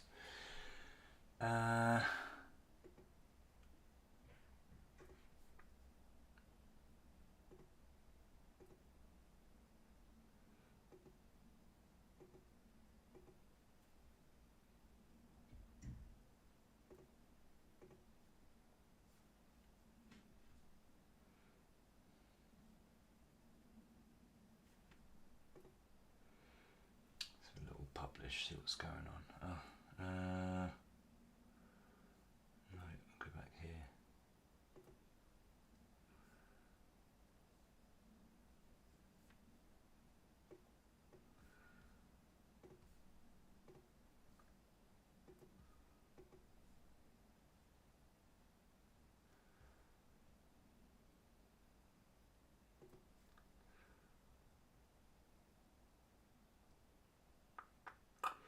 It's not a box model, is it?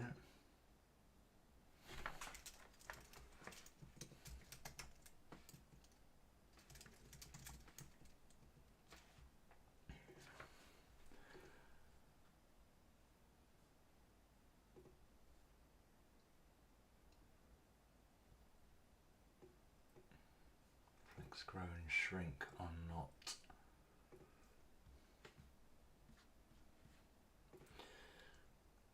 Where is flex, grow and flex, shrink? That's what we want. Maybe.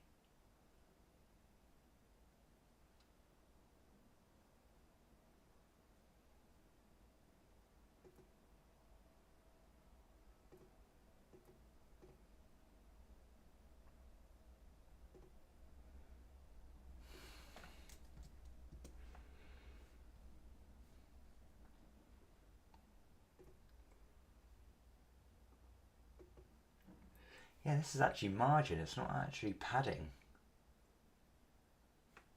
Which is kind of odd.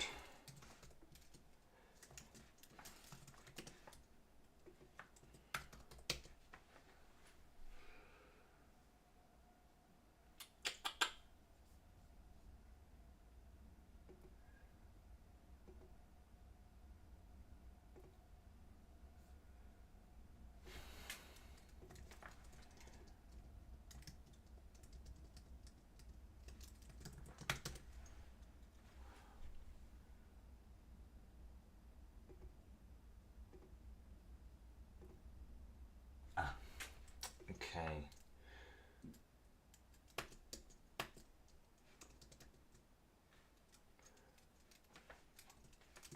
Is that basis?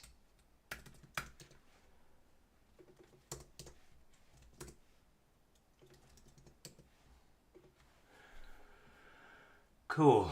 All right. Getting somewhere once again. Let's do 24. What's the size of that? 40. Can't be bothered to figure out the. I mean, they're doing it. So what's 40? 40 divided by 16. Is that what it is? 2.66. Right?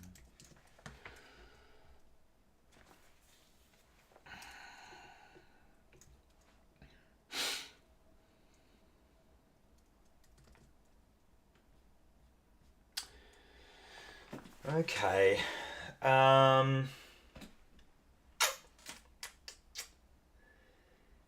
not sure how much juice I've got left in me. We would have been doing it an hour and a half. One thing I would like to look at, I don't think I've got it in me to do it now, is getting data and then rendering that. But it seems like it's super flexible, like it's abstracted so much from like a CMS that you can kind of do like that formula system. It seems so versatile, and it looks like, well, yeah, it looks like you can create like your own get reviewers or whatever. Add input.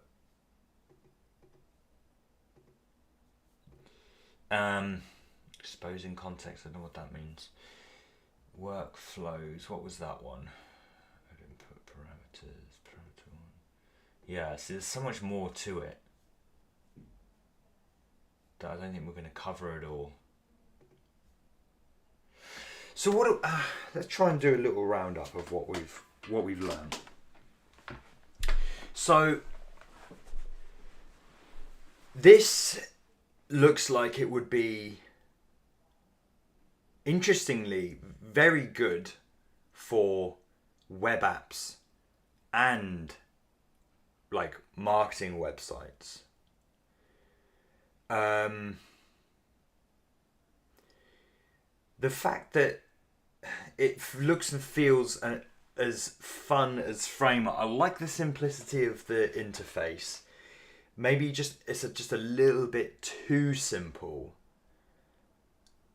but I do like it. It's clean. It's enjoyable to look at.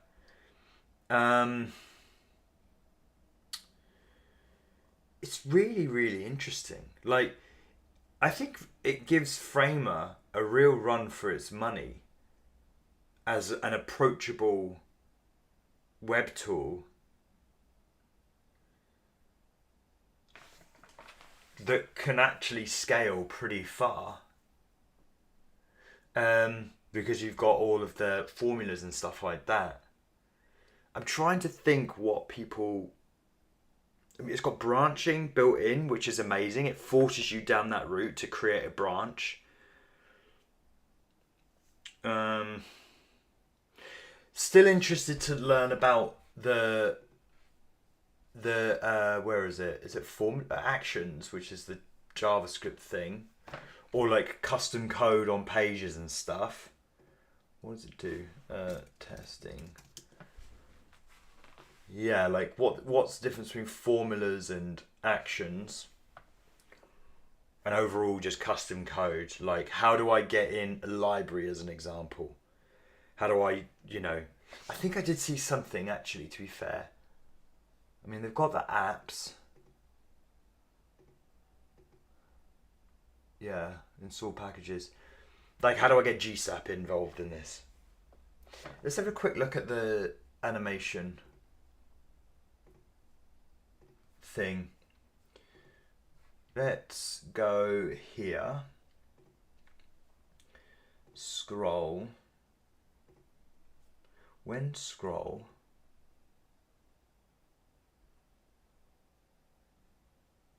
Okay, these are more. Yeah, that's not what I want. Animation start. Okay, well that's wet. These are okay. Yeah, these are events. Interactions is kind of what I'm looking for, which I don't think they have interactions. Repeat. I don't think they have interactions. They've got animation here, which presumably this is more, transitions rather than animation. So if I was to, I could scroll and add a class and then fade those in, but I couldn't necessarily stagger those unless you can do some sort of style attribute.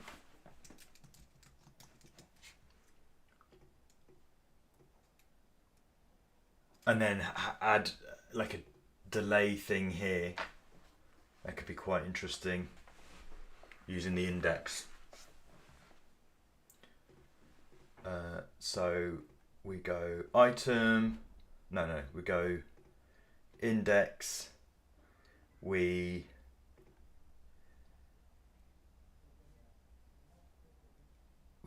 want to concat.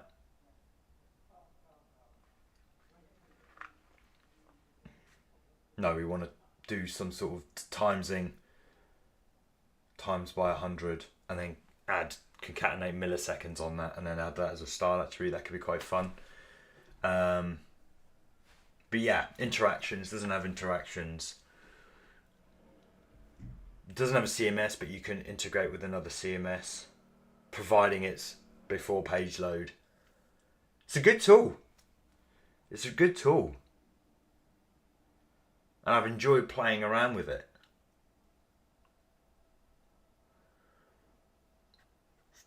Yeah. I think that's it. Let me know if there's anything that you've not seen on this. Because when I do my roundup, I'll, obviously consider that or look into it a bit more to see if it does or doesn't have that feature and whether I think it's, imperative to it. But yeah, I think I'll leave it as that. Thanks for tuning in. Like and subscribe and all the rest of it if you haven't already, because really appreciate that. Follow me on Twitter, it's 0x5am5. Shout out to Leo as well. I'll put his details in the description. He's the one who designed this, and hopefully we're working on some big stuff at the moment, so hopefully when his time is a bit more freed up, then we will do some more stuff together on this. Yeah, send me some recommendations if you have more recommendations. I'm going to look at ycode. Until next time.